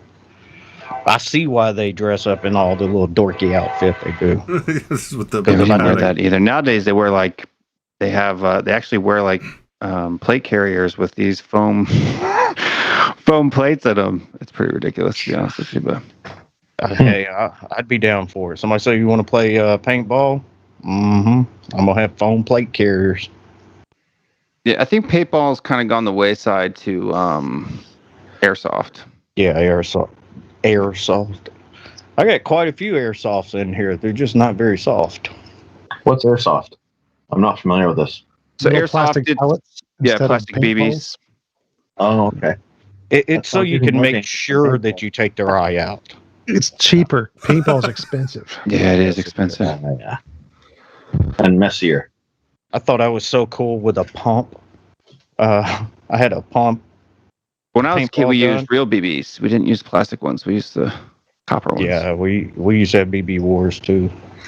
I'd like the pump. That would save a lot of money. I would totally do that. I did the pump until the guy came out there with the tank on it and semi-automatic and lit me up.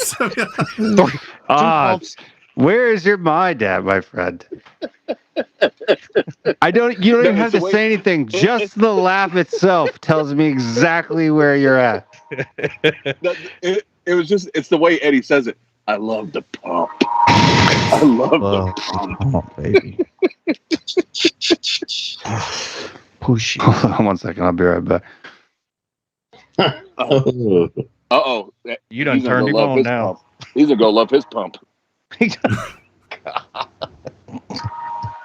I can't be associated with this. Pump it up. I have an image to uphold. It's not a good one, but I still got to uphold it. You still have a.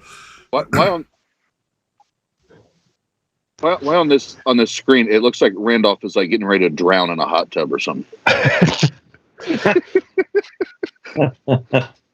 You know them Canadians, it's like minus 30 outside and they're in a hot tub. Skype has my background all fuzzy. Let me see if I can change that. Is it I cold thought there that was yet? deliberate, but yeah. No, it did that. Wow, that was quick, Will. For what? To get another beer? Yeah. It's just right there. The blurring's gone now. How was the pump, Will? Yeah, the beer, that's it. That's what I was talking about. Not what Oz made a joke about when you left. Oh.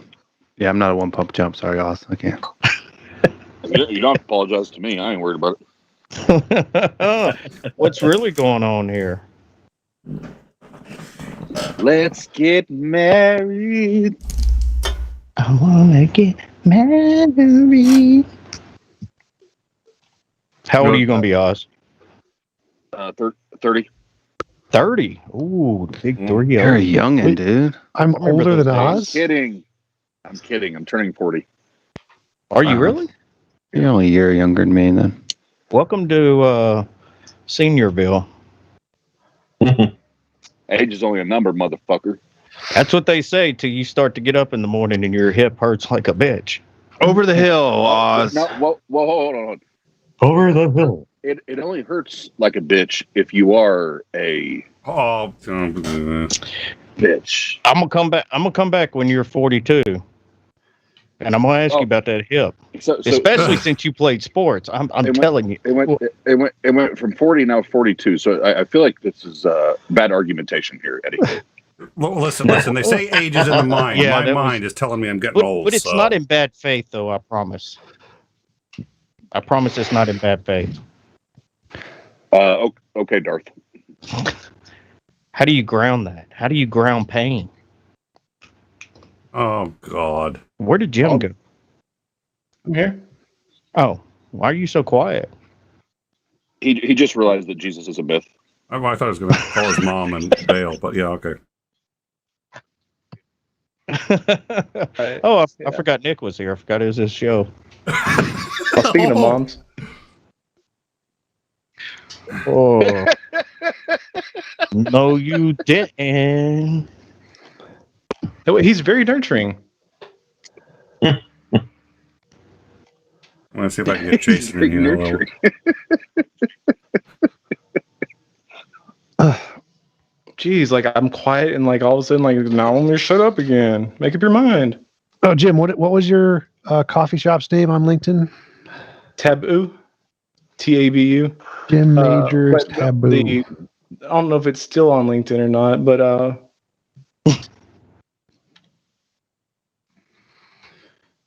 Just Jim Major still? It's the same name? It should be. I mean, I honestly haven't been on it in 5 or 6 years. Oh, he's over here chatting in the side chat. Okay, I see how it is, Jim. We're not interesting enough. I'm Tim's trying been to arguing with answer everybody on questions these, while you guys are, They're still talking Jesus mythicism and how we know for a fact that Jesus was real. And but they were asking questions about the whoa. falsification of the stories. No, for a fact. No, for a fact. No, for a Nobody said fact. no for a fact. I'm sorry, Oz, I forgot you were here. I Basic epistemology. What? Let's have a lesson in epistemology. Let's not say we did. That's actually a really interesting question because I'm interested in understanding the methodology of historians to assess whether or not someone did or didn't exist, because it seems complicated and hard to understand when they say person X existed in the past. These are the methodologies we come to understand how we get to that conclusion, whereas the mythicists have a much clearer methodology of how they say it doesn't by just making a comparison to myth, essentially. Right, their methodology is just saying they don't exist. Pretty easy. Yeah. Yeah, well, but that's a very contentious topic because the philosophy of history is controversial. Which method? Philosophy. I mean, like everything is like underlying philosophical, aspects to it. Like there's philosophical applications to everything, but that doesn't mean everything's a philosophy. Yeah. Yeah. Well, no. What I was talking about was a philosophy of history, where you have those who take the inference to best explanation. You have those who take the Bayesian approach. No one in history uses Bayesian epistemology. No, one person in history uses. There's only one who uses it. Like I said, no one in history. Again, I'm going to have to bring him up here. I'm going to have to bring him up. Mr. Bart Ehrman himself said there's more evidence that Jesus exists than there is Plato. So I hear Bart Ehrman. Well, yeah, we don't. Blame Pat. I'm telling you, it's Pat's fault. Well, Pat also thinks that the only thing we know about the Romans invented Jesus for some propaganda bullshit, and he's got nice shoes, but that's about all he's got going for him. Right. So it wasn't even a thing until like the 18th century or 17th century or something like that. And then what was it? Some French. So what? Fair, I mean, biblical studies really wasn't a thing until the 18th century. So. Well, okay. Yeah, that's. I guess it was science. Sense, but it was stamped out real quick, and then it didn't reemerge until modern times. Well, a lot of apologetics are the same way, like Isaiah 53. Like that's something that likes to pop up that has been stomped out for hundreds of years. Hey, Tom, I think historians would have a more complex and challenging. Jason, what up, homie? Hey, how's it going? That's what I've been asking about, Randolph. Damn it, because your last name seems like your first name, and your first name seems like your last name. Yeah, but I think it seems to me it makes more sense that the historians it'd seem more complex because they have to be more rigorous in their explanation. The mythicists, I think, have it kind of easy. Well, yeah, it's kind of like apologists, right? Yep. Oh my God. Yeah, they're on the opposite end of the spectrum. Isn't that what Jesus mythicists are? Like they're just there's no atheist apologists. There's no contemporary writings. There's no evidence. There's no nothing. But it's not our fault that it's easy that you don't have evidence.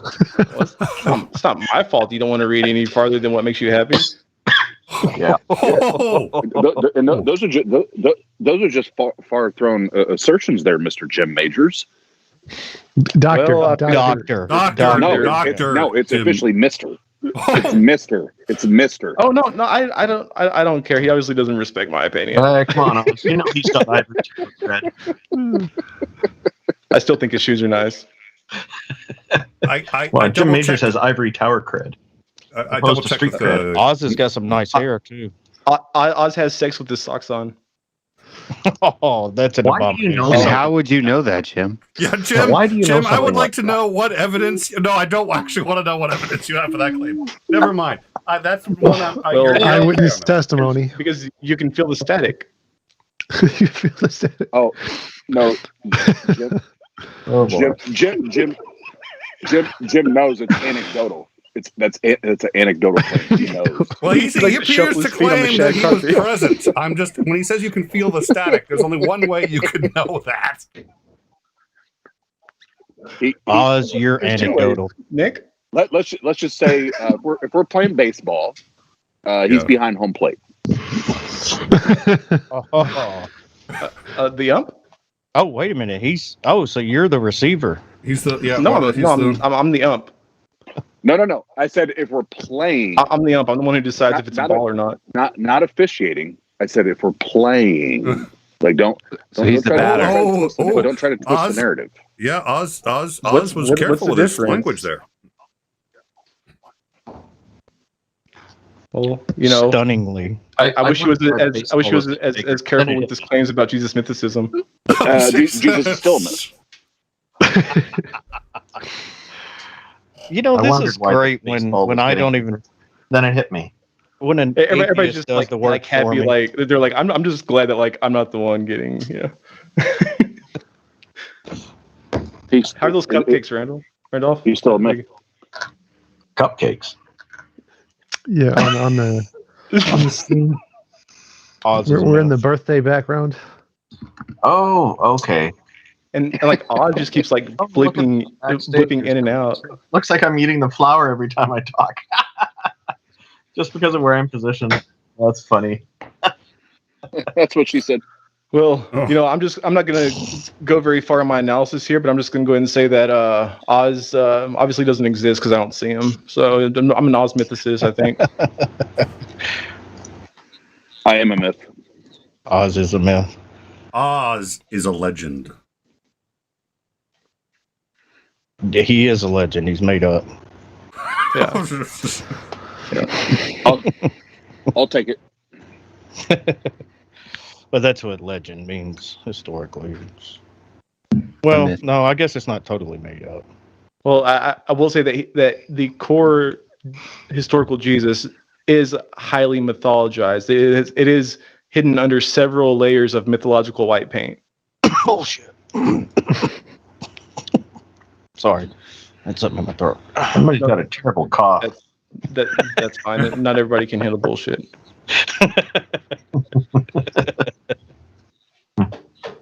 Those goddamn deeply held beliefs. I have reached out y'all to forgive me. I've been chain smoking. Carrier, so hopefully Carrier can come. It was very iffy. He said maybe towards the end of the stream, so we'll see. I just hit him up on Messenger, which is really the best way to get him. I'm in Discord because I'm an idiot. Oz, is that a deeply held belief about deeply held beliefs? Oh, fuck, probably. Here we go. How do you qualify a belief? Fuck you. That sounds pretty reasonable. It's good enough for me. Okay, so yeah, Eddie, you think you're Socrates on this one? Here we go. Of course, Eddie and I closed out your Discord last night. And now you know how much deep thought he put into his mythicism. I'm sorry, Jim. Was anybody speaking to you there? Well, I don't see anybody, so probably not. Okay, so don't worry about it. Just, that was an AB conversation. Well, then just don't worry about Jesus. Okay. Well, Jesus wasn't a part of that conversation, so why are you talking? Well, technically, he was. Here we go with technicalities again. Dang it! The real question is though: does Jesus wear socks? No, just sandals. Why? He's got dirty feet. Hold on. While he's fucking. Wow. Do you wear socks with your sandals too, Oz? That's it. That was it. That was what demonetized us. Yeah. No, I think they are. It sounds drunk. I'm not drunk. I'm apparently not on enough. They've been going too much. I think Oz is probably stoned. No, I don't even smoke. Oh, really? Why? Why not? Nice. Jesus does, apparently. It makes me feel like a crackhead. A crackhead. Oh, it gives you the... Hey, Oz, can you open your blinds just a little bit? No. No, like literally the last time I smoked, this is why I don't, and this was years ago. The reason I don't smoke anymore, it's not fun to me. It was a buddy's birthday party, and they had some good shit, and I took like 2, 3, 4 hits, whatever it was, and I went straight the fuck home. Like the party was too still good. going on, and I was literally putting blankets over my windows, and I was still married to my ex-wife, and she came home. She's like, "What are you doing?" And I'm like, "I don't know. I smoked weed, and I feel like the FBI's after me." It's got me annoyed. It's got me annoyed. I'm paranoid. Yeah, I'd you know quit what? To after be that, honest too. with you, I'm the same way. I'm the same way. I don't smoke weed because it just made me too paranoid. It's like sitting there, like just like, what the hell is that? What is that? What is that? I don't like this.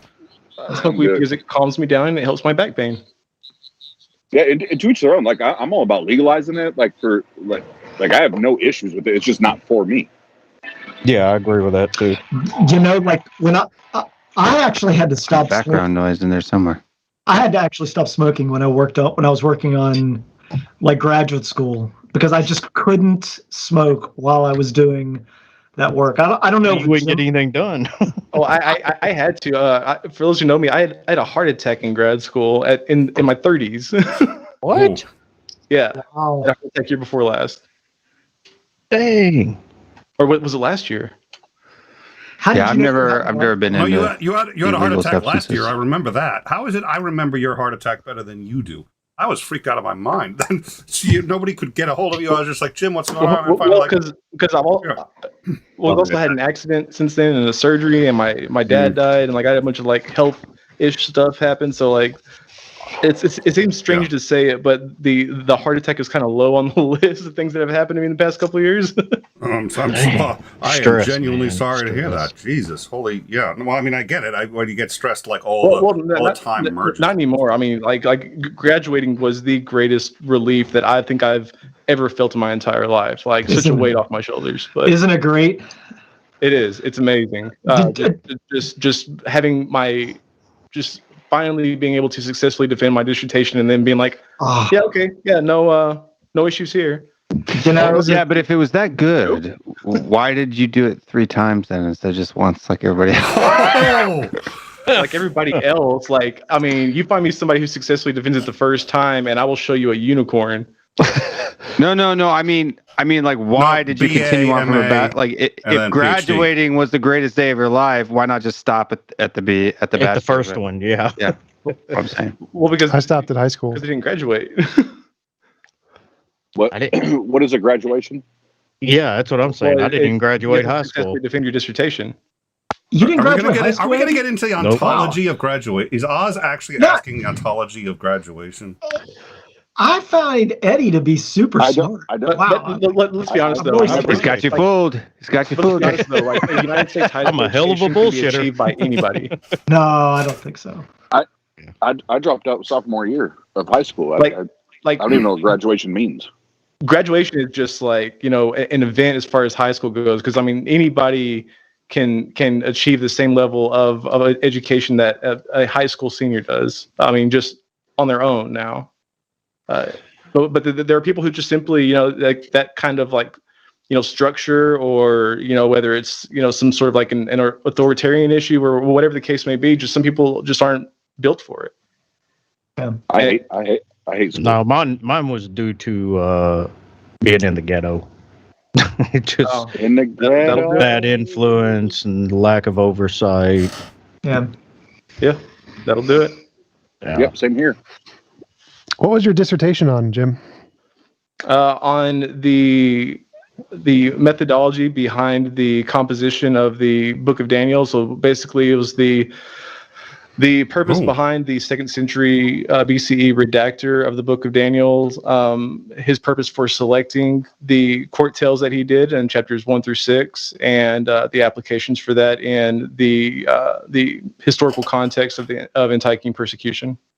You got to do that for your PhD in general philosophy rather than just your master's in biblical history? I didn't take philosophy. I think you said like you had a PhD in just philosophy. No. He has to guess what I was a doctor of. I'm a doctor of philosophy. Doctor of philosophy. Gotcha. It's a PhD. Like, whenever Jim says anything, always go for my the PhD is in second Hebrew most. Bible. Yeah, he's being a smartass. That's all. That's literally just, you know, PhD. We all know I'm definitely a smartass. No, Jim's not a smart ass. The Unless you smartest ask my part. mom and she'll say I'm a dumbass. Jim's ass is the smartest part of it. All moms say that.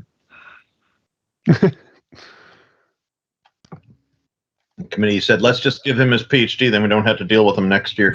Then he won't. Yeah, we don't have to deal with the jokes. Yeah, You well, can't get him out of here. They could have done it, like 10 years sooner. That'd have been nice.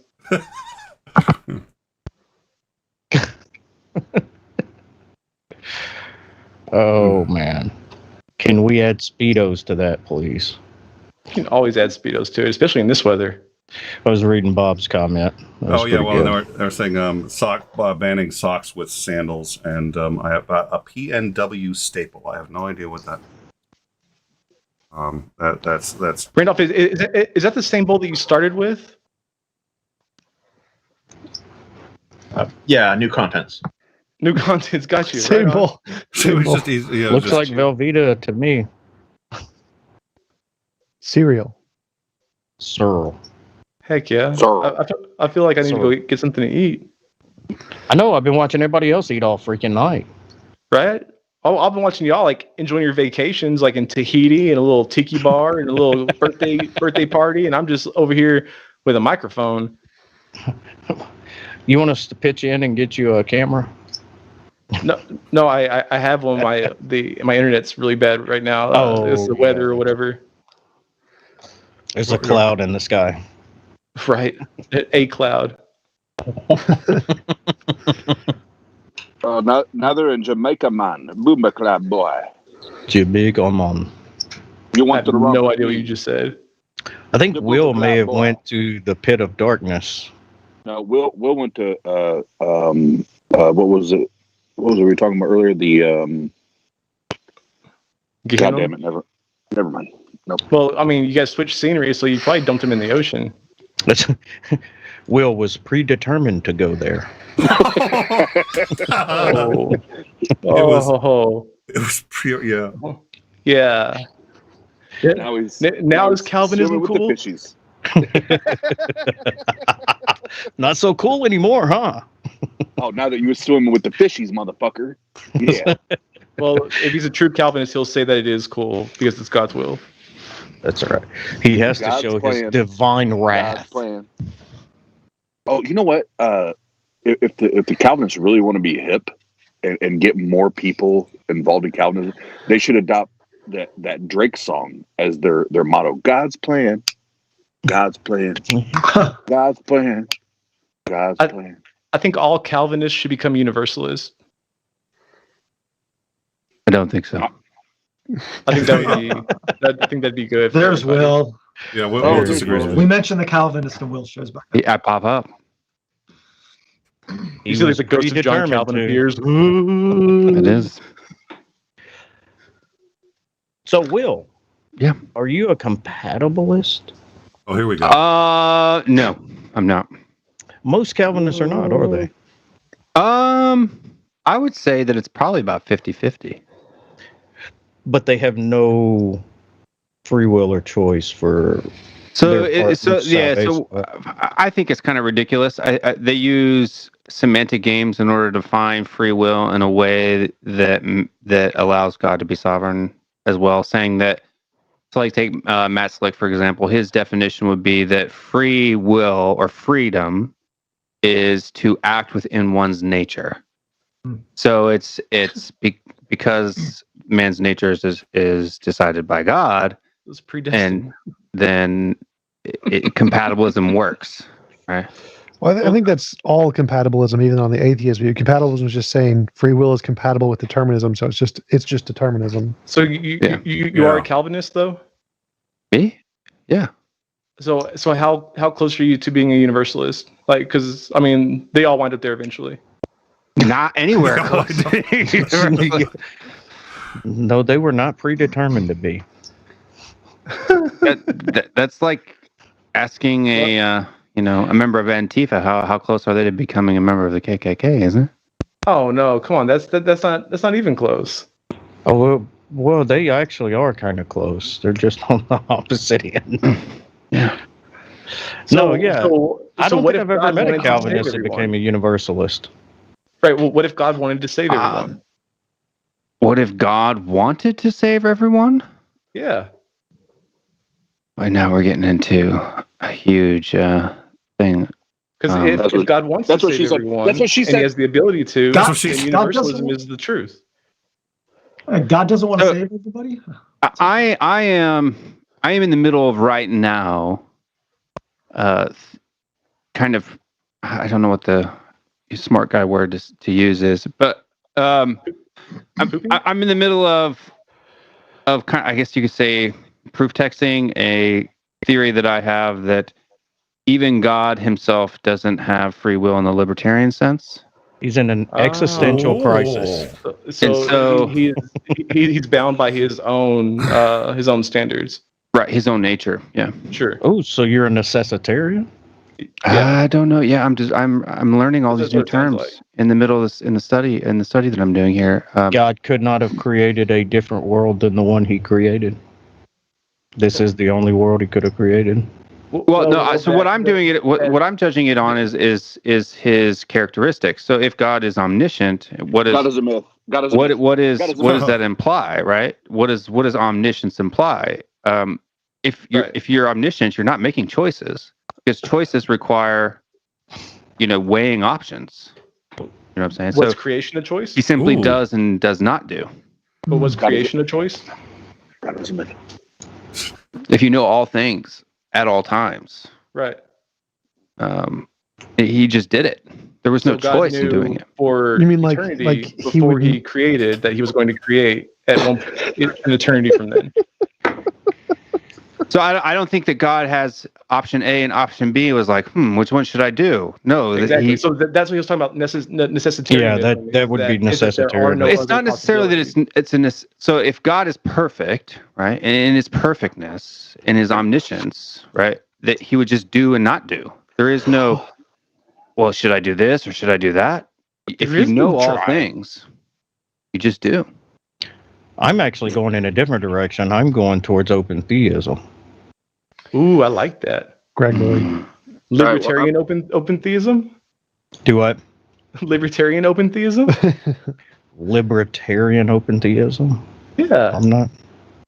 What is libertarian open theism? Libertarian? Like libertarian free will? Well, I hold to libertarian free will, yeah.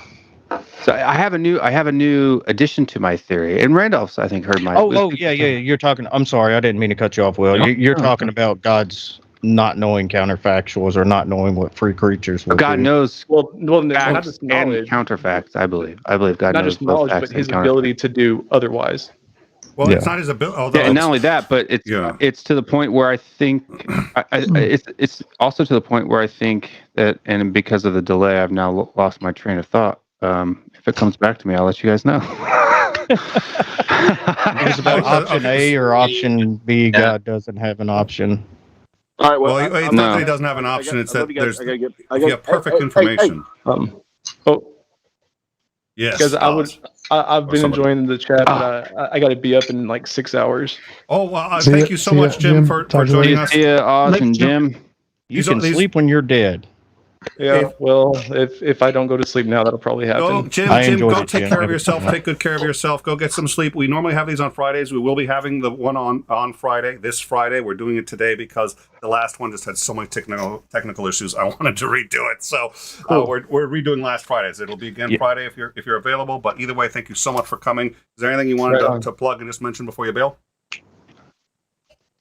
Hey, thanks so much for having me, man. Much love to everybody. If y'all want to follow me on Twitter, it's at @TheJimMajors, or you can subscribe on YouTube at youtube.com/JimMajors. And peace, cheese, chicken grease.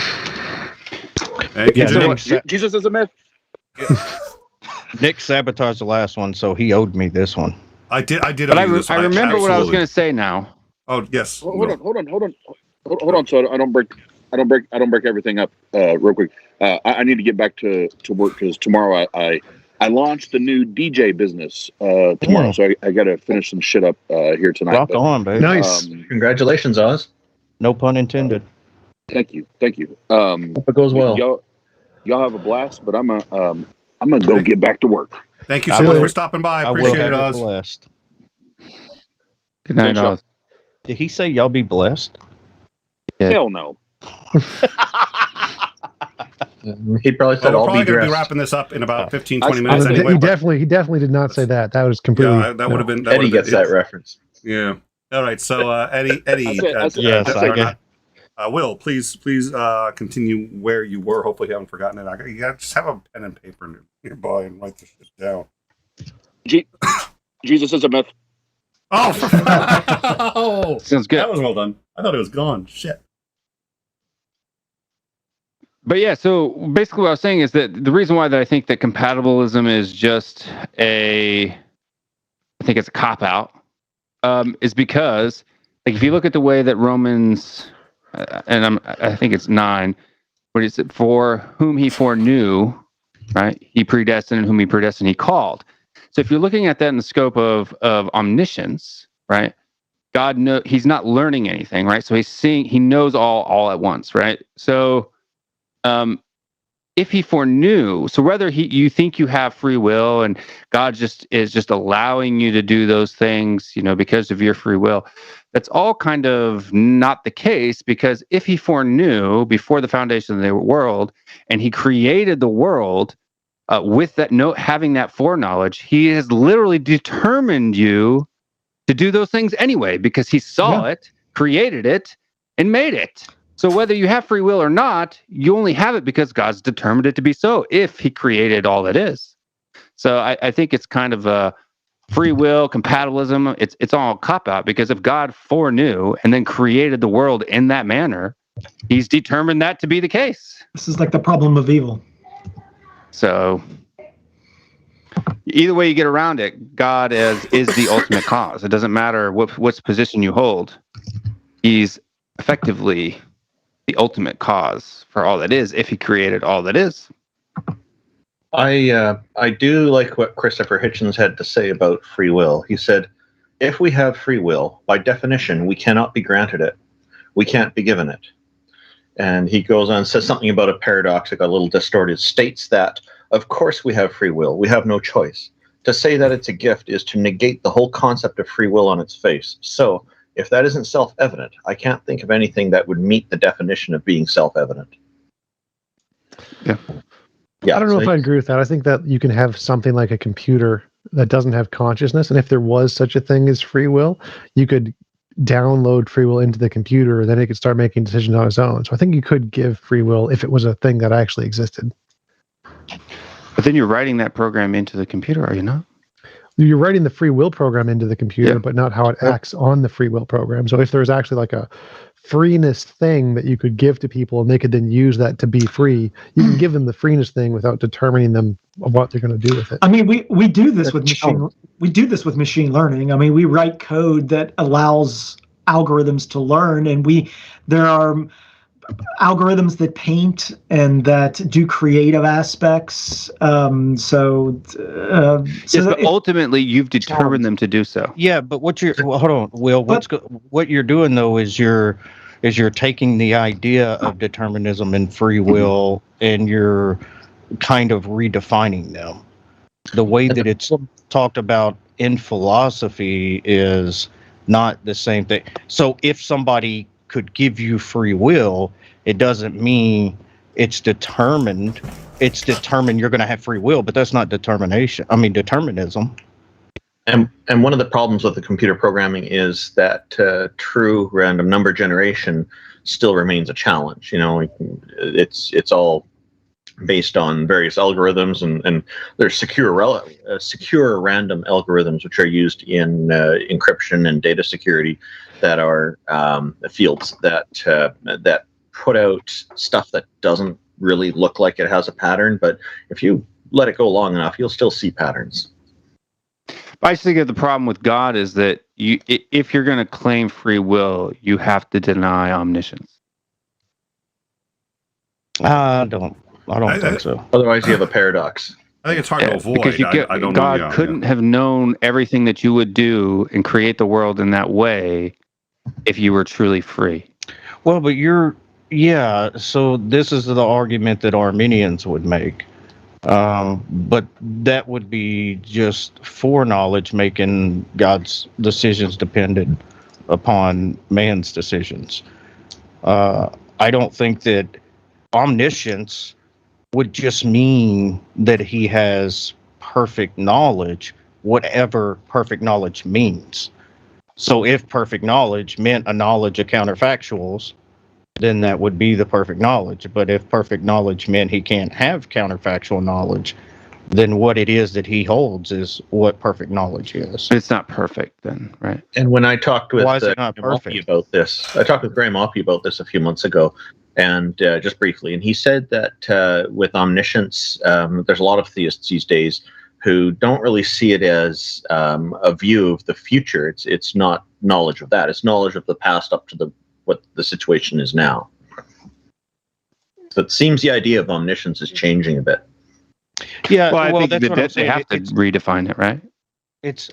But that's just it. It's not a redefining, because so words are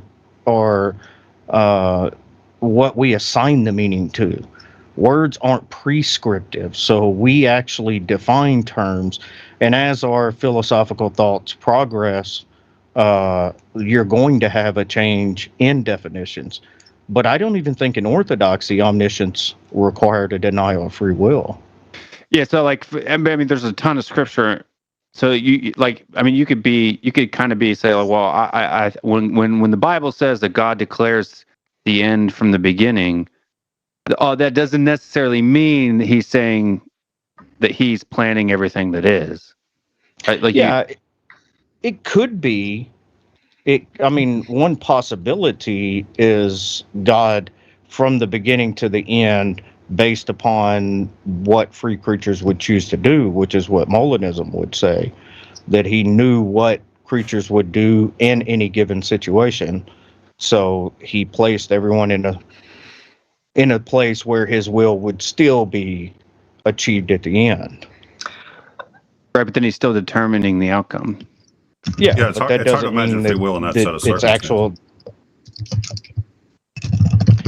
determining the outcome doesn't mean that all of our choices are determined. I guess you could say it is, because God chose this possible world out of a set of possible worlds. Right, I just don't. I just don't see. Okay, so if God is determining the big things, I don't see what the theological implication is if we choose to eat, Cheerios or corn puffs for breakfast. Like, why do we need to hold on to that free will so tightly if the big things are all being determined by God? Well, I think it comes down to soteriology. It's, do we have free will when it comes to choosing God or not? That's the big question. It's the moral things that matter. Right, but it's like, but before the foundations of the earth, you wrote my name in your book, right? So, like, if God already knew from the very beginning who would believe, and those are the people's names he wrote down, and then created the world, he created the world in a way which his foreknowledge would happen. But I think that's being literalist about the scripture. I think it's just being honest about. Can I say one thing? Because this is very fascinating, but I think this is evident. This shows the complexity of the human brain. Like, that we have the ability to have these philosophical discussions on these topics that are so abstract, when in reality, when I listen to this as a scientist, I'm like, this all sounds well and good, but to me, it's just like philosophical masturbation. Like, it has no. That's the best kind. I know that there's a value in, like, being able to talk about this stuff and to get your mind to stretch its wings, so to speak, and to really, force yourself to think in different ways. I totally think that's very effective and valid. But from a realistic perspective, I know I think Tom's got this perspective, and I think probably Randolph, but we're just, people say we're meat bags. We are meat bags. We're biochemical brains, and that this discussions are interesting, but I don't think that. But all you scientific types are all voyeurs, right? You just want to observe everything. Observe. Yeah, but isn't this the same thing that scientists do when we have competing hypotheses? Nope. And they don't sit around and debate about it? Nope. They say Yes, I make they testable do. predictions. No, they just say I have testable predictions. We're going to do a test. I'm right. I win. That's kind of how it goes. There's no real debate. It's still open to interpretation, though. Not really. It's like the one who makes the novel predictions and gets it right wins. No one else really gets the interpretation. Well, what if Like, two I models don't- Jen would disagree with you. She, I mean- Jen would disagree. People certainly have like very heated discussions around hypotheses and which ones they think fit that have the best outcomes, and they discuss the evidence that are supporting those hypotheses and how that evidence is evaluated, etc.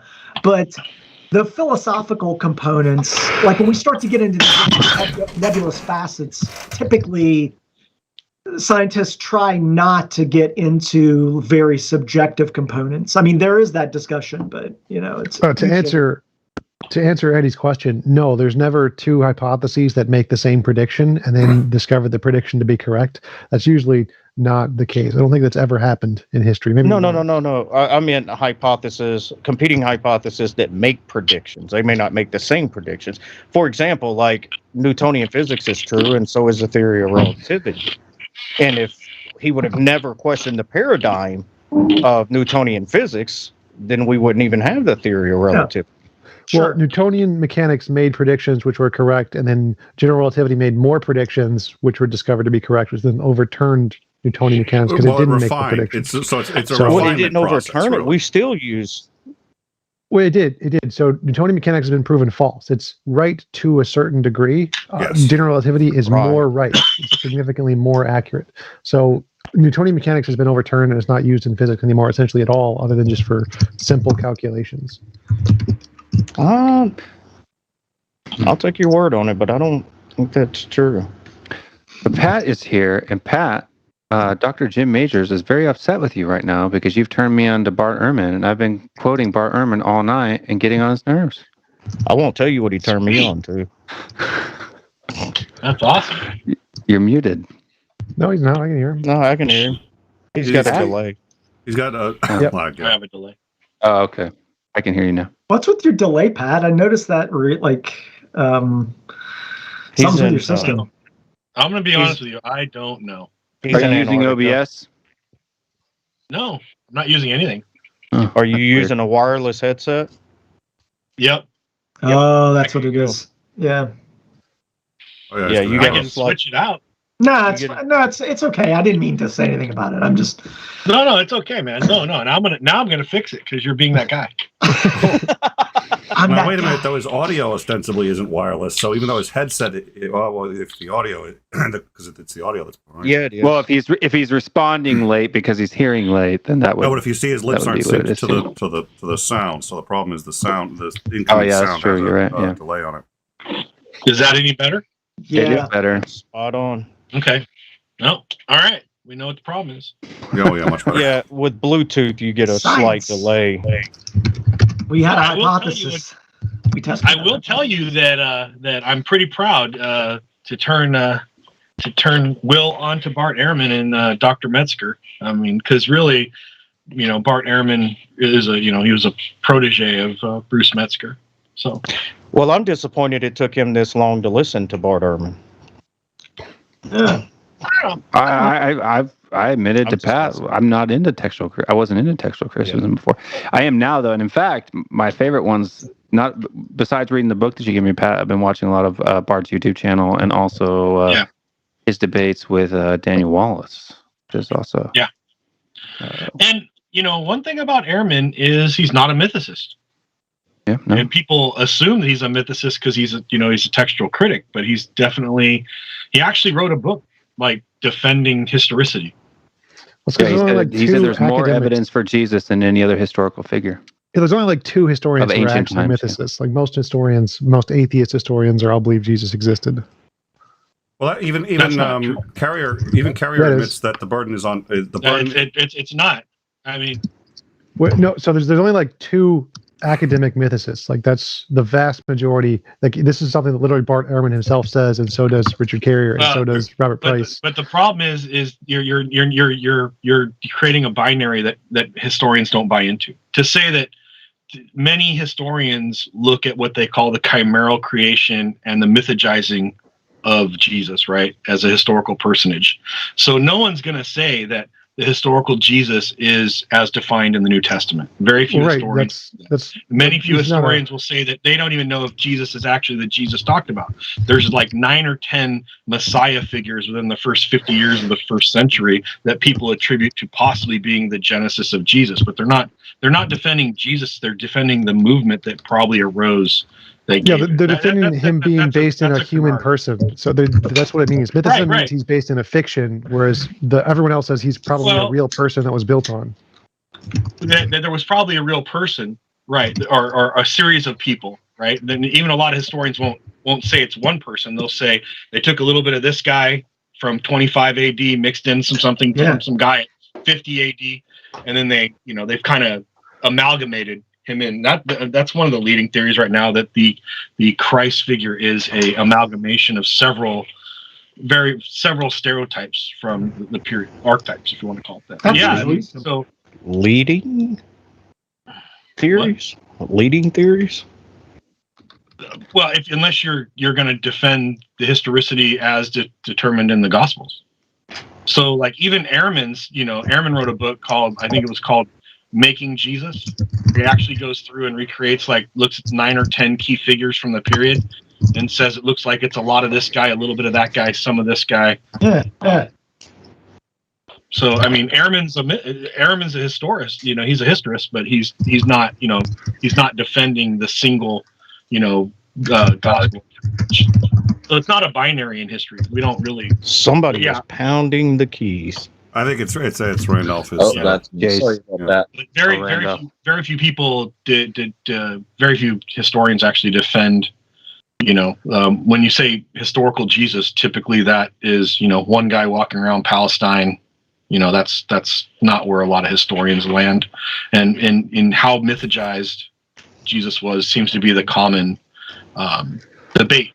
Like I'm not a mythicist at all. I think the Jesus figure was heavily mythologized, right? So I think it's one or more people that was conflated, and then a movement arose, and then from that movement, a myth of Jesus. I've seen someone say that, like, a genesis of this thought. But yeah, I mean, I think Ehrman's done one of the best analysis of it, but there's several people out there that have done a really good analysis of it. But yeah, I think it's really hard to defend pure mythicism. Like I'm not on the Carrier camp with that. I think Carrier reaches too far. And I think there's several people in that camp that I actually think there's more people than just Carrier, by the way. It's become I'm not going to say Oz. I mean, yeah. I'm talking academics. I'm talking people. Yeah. Carrier said that. Carrier said that secretly Oz was here.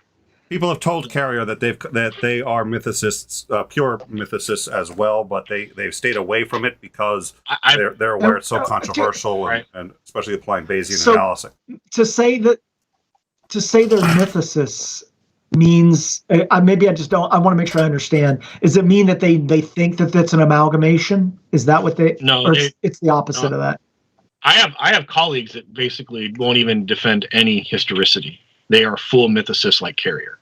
Can I interrupt real quick? I do want to interrupt real quick, and just Eddie's going to bounce, but he's a Brute Facts podcast, and so Eddie, do you want to just quickly before you bail, make sure you let everybody know who you are, where they can find you, in case anybody else is like really interested in philosophy. I don't know what kind of person, but okay.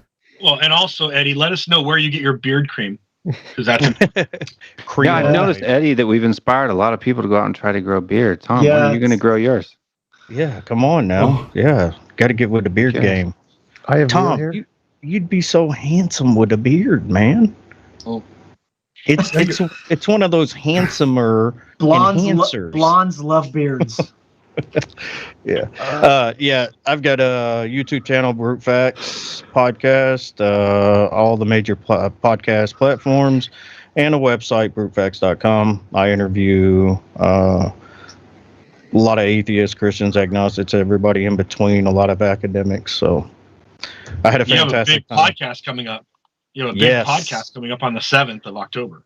Yes, we do. In fact, we have Dr. Richard Carrier Pat Lohlinger, soon to be doctor, and no, you guys like years away. Stop saying that. You guys are going to jinx it. I don't believe in jinxes, but one of my advisors is going to see this. Apparently, you do. And Dr. Josh Bowen, and we're going to be talking about, is it science or technology in the ancient? Science and technology in ancient. I'm talking science. about. Yeah, science and technology in ancient history. So it's going to be fantastic. 2 hours, baby. Good. Science and Well, people don't know this, but that was actually Carrier's dissertation. Yeah. Yes, and I've been listening to his. I've been listening to his audiobook, getting prepared for it. That he narrates himself. More props to him. So are we talking like Commodore 64 or NES? No, we're talking some pretty basic stuff, some pretty fascinating stuff. I mean, when you think that in Alexandria, Egypt, they were starting to, first century AD, they were actually getting close to making a steam engine. Like it didn't function enough, but the steam engine was something that theoretically was already built. They built like it was a steam whirler. So you heat up water would turn to vapor. That vapor would then power a gyroscope. So I mean they were working on it. They just hadn't quite figured it out yet. But they knew, but they didn't have enough power in the power. Right. That was and their limitation was not so much the theoretical. It was the mechanical application, the refinement of the pipes and the systems inside it that would have given it more power. But yeah, they hadn't quite invented the piston yet. The piston was in development in the first century. Yeah, it's pretty fascinating. And it was like my favorite character that I'll be talking about is I actually study science technology for the way it was done to increase religiosity. So scientists in Alexandria and other places would come up with contraptions that were specifically designed to fool the rubes so that they would believe more in the gods. So if you can use a mechanical device to make a statue appear alive, then the rubes were much more likely to give you money. And so you would pay these engineers money and you'd put one of them in your temple. And then people would come in and they drop a coin in, for example, and the coin would fall in to a slot. That slot would cause a certain amount of water to be released. That water would go down a series of pipes, which would force air out of a bladder that would cause birds to sing. So the birds that were sitting on the statue's shoulder would sing, and now the gods were happy with you, and you get blessings. Great magicians. All right. Well, I think we are going to need to start wrapping it up, but I did want to sort of finish this. So I'm pre-beards, discussion of beards, which I don't think anyone can take Tom's philosophy seriously until he's got one. But it's true. If you're a philosopher, you have to have a beard. It's in the book. He's not. I think Socrates said that, if I recall. So I would not wish that on anybody. Being a philosopher or having the beard. But Eddie left before I told him that if he's got a website, he needs to start selling Brute Facts beard cream or beard balm. Yeah, that's a great idea. Yeah. I don't know. Eddie's beard is like one step away from being Amish, though. Well, I'll tell you right. Well, that's because he trimmed his mustache today. I actually did it about 2 or 3 days ago, and it's a bad idea. Don't do that. If you have a beard. But I'm gonna tell you right now, if you're doing beard balm or beard product videos on YouTube, you can get 10K subs in like a couple months, man. I'm telling you, it's the rage. It is the rage. All right. Well, I've not subscribed to anybody about beards, but we can. What I think we should do is let's see, it's almost 1 a.m. over here, and I'm usually a night owl, but I also am going to need to be getting going soon. Thank you all for coming. It was reasonably short notice, and so many of you guys showed up, so I really appreciate it. We'll probably be doing a call in at some point, but I wanted to just be able to have a conversation without getting I saw Jason on, and I said, man, if he's gone so far down the rabbit hole, he's circling the barrel for Jason. Like, I better go in there and save the show. Oh my! I'm out of here, man. Forget this. Freaking Pat Lohlinger. So let's. But I did find out no one's willing to debate Jason. No one's willing to debate. What topic is Jason looking to debate on? I got people on my Discord who will debate Jason. You mean like that guy you debated who the colors and shades guy? The colors and shapes. Yep. Oh my God! I don't want to debate that guy. Forget that. No. Oh my God! I just want to say I know you're wrapping up, but like you did a great job in that debate. And it was very entertaining. So, thank you. Yeah, I know it was a little crazy, but you and Skylar did a great job. So, Skylar, my dick is 13 inches long. What's your response? That was great. Yeah. Yeah, I mean, not only that too, but like even the guy you had on yesterday morning, Tom. I mean, was it Bible something for the win or something like that? That's the same guy he's talking about. Oh, is it? Yeah. Yeah. I mean, that guy, dude. Like presuppositional apologetics. Like, if you know what you're talking about, can at least be somewhat makes you sound like you know what you're talking about. But this guy, if you don't know what it is, you just can't do it because. Will's brain's actually hurting as he thinks about it. I was thinking. Yes. Well, no, I was sitting there. I was actually in Gatlinburg this weekend for my youngest son's birthday, and we were waiting for the trolley. And I'm listening to that debate, and I'm just like, somebody, please put this guy out of his misery, please. So that was actually my second conversation with him. There's one previously where his name is Phil, and it's where lights and colors prove God, or shapes and colors prove God is the name of the conversation. Yeah. So an Etch-a-Sketch is all you need to prove the existence of God. That's awesome. Yep. Sweet. I talked with him on Amy's channel. Pat was there. He rage quit after about 5 minutes. It was pretty bad. He did, and it's bad because Will's just asking questions, and then the guy goes, "No, I haven't." I'm like, "Oh man, that's sad." I mean, I didn't think you could go any lower than that Claire woman, but boy, that was good with the other guy. Tom has the monopoly on Claire right now because it's the only server where she's still allowed to go. That's true. Yeah. Well, I'm probably going to be chatting with her soon because she's my God, a denomination of Islam. I mean, if I were you, Randolph, I would go. Type in her name and Google, and you'll see all kinds of stuff about her that you will not be happy with. Okay. Yeah, we've had. Yeah, she's had a couple conversations. Okay. And then she's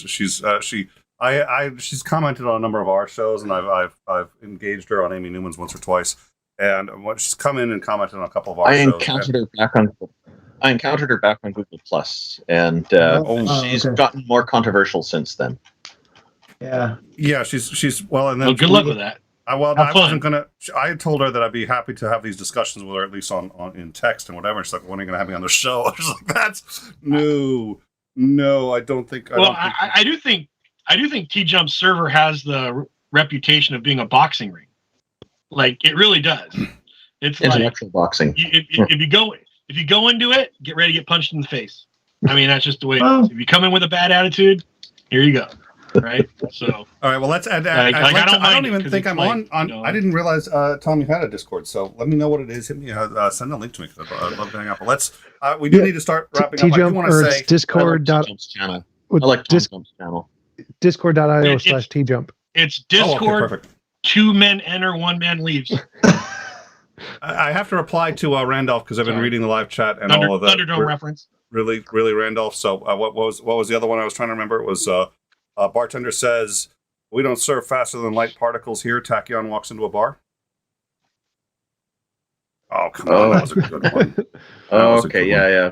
Well, all right. I put a joke in the chat for you. So let's, and that one is, a neutron walks into a bar. He asks bartender, "How much for a beer?" The bartender offers him a warm smile and says, "For you, no charge." Yeah. Okay. Negatively charged particles. All right, so Tom, where can people find you? And then we'll go down the list to make sure everyone gets to chat about, because I'm sure that people are going to want to know where you guys can be found. So Tom, tell us. Pornhub.com/tjump. No, not that one. Although the on your channel, the updates that you made to that were spectacular, and I really like the way that. Never mind. So Yeah, the other channel. Yeah, Oz made a big guest appearance once. It was Oz and Jim, apparently, according to Jim, with the static socks, he was really bothered by the static on the socks there. But okay, learn more about both those gentlemen. But yeah, if you guys do want to help me out, I could use people joining my LinkedIn because I'm like halfway to my LinkedIn thingy. So if anyone has to go to LinkedIn, type in Thomas Jump and follow me there, that would be appreciated. Especially you guys, Jason and Will. Jason, appreciate it. Pat. Yeah. And by the way, and anyone who wants to actually, and anybody who wants to continue this on the Discord, I probably won't be able to, but hold on, let me just get back there for a second. Anyone who wants to come into our Discord, Jason's already in there, but anyone who wants to join the conversation there, usually people continue up. So, anyways, you were saying people who have LinkedIn join you there so you can stream? Yeah, I'm 75 away until I can stream on LinkedIn. So follow me on LinkedIn. Connect. How many have you got so far? 75. You need 150. Okay. So halfway. I've got over 40,000. I'll follow you there. All right. So Pat, tell us where people. Tell us where people can find you and a little bit about yourself and just anyone here who on the off chance anybody found anything you said interesting and wants to find you. Is he still here or is he out? Who are you talking to? Pat. I'm Pat. I'm extremely boring. No one wants to listen to anything I have to say. So you can follow me at Pat Lowinger on Twitter. I also just recently launched a YouTube page, and it's Discovering Ancient History with Pat Lowinger. And then you can find me occasionally doing videos with Amy. We just did something yesterday where we talked about placemaking theory, archaeological interpretation of sacredness of space and things like that. But I'm hoping to do a debate with Jason and I against anybody wanting to debate flood mythology or young Earth creationism, but we can't get anybody to actually debate us. So we're looking, anybody that isn't like drooling into their own bowl in front of them. Yeah, exactly.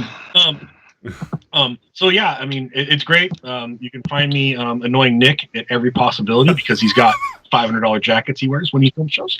But other than that, or I'm annoying Will with pushing him to books as we trade theist for non-theist literary text. So, all right, just thanks for having me on, and it's awesome. And last night I got to see T-Jump's channel. That was pretty sweet, and it's all good. All right, Will, tell us about yourself and a little bit. Just a pain in the ass. I'm just going down. I was going to go in the reverse order that they came, but I wasn't keeping track, so I'm going down and then over. Doesn't matter. It doesn't matter. Just pick one. But yeah, no, nobody here, really wants to know me. If you want to find me, I'm either on Amy Newman's channel, T-Jump server. Oz never invites me on his show. He likes to mock me all the time, but he never invites me on. And so you can find me in PNR sometimes, more listening than talking. And that's about it, really. But if you like English football, I do have a YouTube channel. But that's it. Oh, all right. Thank you. Randolph, tell us a bit about yourself and where people can find you. Oh, okay. I run an organization called the Canadian Atheists. We advocate for atheism, the whole demographic in Canada of people who don't believe in deities. So we're always welcoming new members from all around the world, although most of our members are Canadian. You can find out more about our through our website at www.canadianatheists.ca. And if you want to find me, I'm on Twitter at my handle is Randolph828, and that's spelled Randolf. Also, my YouTube channel is youtube.com/Randolph Richardson. Again, that's spelled Randolf. Thank you very much for hosting this, Nick. It was a pleasure talking tonight. This whole conversation was fantastic. And thank you to everybody who's tuned in the audience. And Randolph's name is in the actually it's on your frame there, correctly spelled, which is a miracle for someone as dyslexic as I am. But you're awesome. Thanks. At any rate, I appreciate it. Thanks. All right, so my pleasure. Jason, tell us a bit about yourself and where people can find you. Sure. Thanks, Nick, for having me on. Good to see everybody. I always like chatting with everybody on the stream. So I'm Jason Torn. I'm a scientist. I'm at the University of Idaho. I do a lot of work with data science and climatology. And you can find me. I have a YouTube channel called The Science Ultimatum with Jason Torn. And if anybody gets that joke. Should call it the Torn Identity. I thought about that. You know, that's my second channel. Yeah, exactly. And so I'm trying to have some discussions around topics of science and atheism. And as Pat had mentioned, we are actually interested in debates that are around religion and science. And so Pat and I have had a lot of discussions on that. Anybody's interested in that, hit me up on my channel. You can contact me that way, or I put my email in the chat. So anyways, again, it's great to see everybody on here. And you can also just go into the in time, just go into the lobby and drop your email there too, and if anybody wants to put in any contact info, you can do it in the lobby and people can find you that way. Did I miss anybody? I think I got everybody. Got everyone? All right. Well, thank you guys very much for showing up. Again, normally these are Friday. We will be having one Friday night, 10 p.m. It's easier on Fridays. Everyone's going to be up later, and these tend to run a while. But our last one was as Eddie pointed out. Oh, wow! It had some issues. Oh, I did miss someone. I missed someone. Are we going to be drinking on Fridays? Is Fridays a drinking night, or tonight's technically a drinking night? We don't have to work on Saturdays, most of us. For the main show, you know, we try not to do it on the main show, but for After Dark, absolutely drinking. We've had a few people partaking of the smoke as well. That's perfectly fine, just as long as you don't get, you know, so just don't get out of control. We're not going to go quite that far, but that's why I have a mute button. That and Jim Majors is why I have a mute button. I'll keep that in mind next time. If you haven't done so already, I suggest putting the link to your Discord in the live YouTube chat as well. Oh, if we have a mod that could do that, actually, I probably could get to it in a sec. I just, I'll get to that if a mod. Can't, so. Oh, well, thank you. If somebody can, that'd be great. If not, it's also in the description. We've got the link in the description. We've got the actually the call-in number and all that other stuff. The number wasn't active, but the Skype connection is, and it'll be the same thing. Tomorrow, we're also going to be doing overtime. We're going to be discussing all the news and what's been going on. Obviously, there's going to be some COVID news, the president's new mandates. We're going to be discussing that and the legality of that, and how far and where is he maybe going to go next. How close are we to a full passport? All those other things. Also, the election, which Newsom has actually won now handedly, which is usually how these recalls. I mean, they have them all. Yeah, I saw that. So, yep. So we're going to be covering all that. Anybody wants to come in and join us for overtime again on After Dark, we'll be having again Friday. So I hope you guys will join us for that. I'll get you guys all links again, although it is going to be the same. It's just going to be the same. We're just doing this on Skype now just to cut back on the lag. So I'll give you guys reminders. If you want to show up again, we would love to have you. But otherwise, thank you all for joining us. It's been a long show. Appreciate all of you coming. Thank you to our audience, and I look forward to seeing you guys tomorrow night. Have a good evening.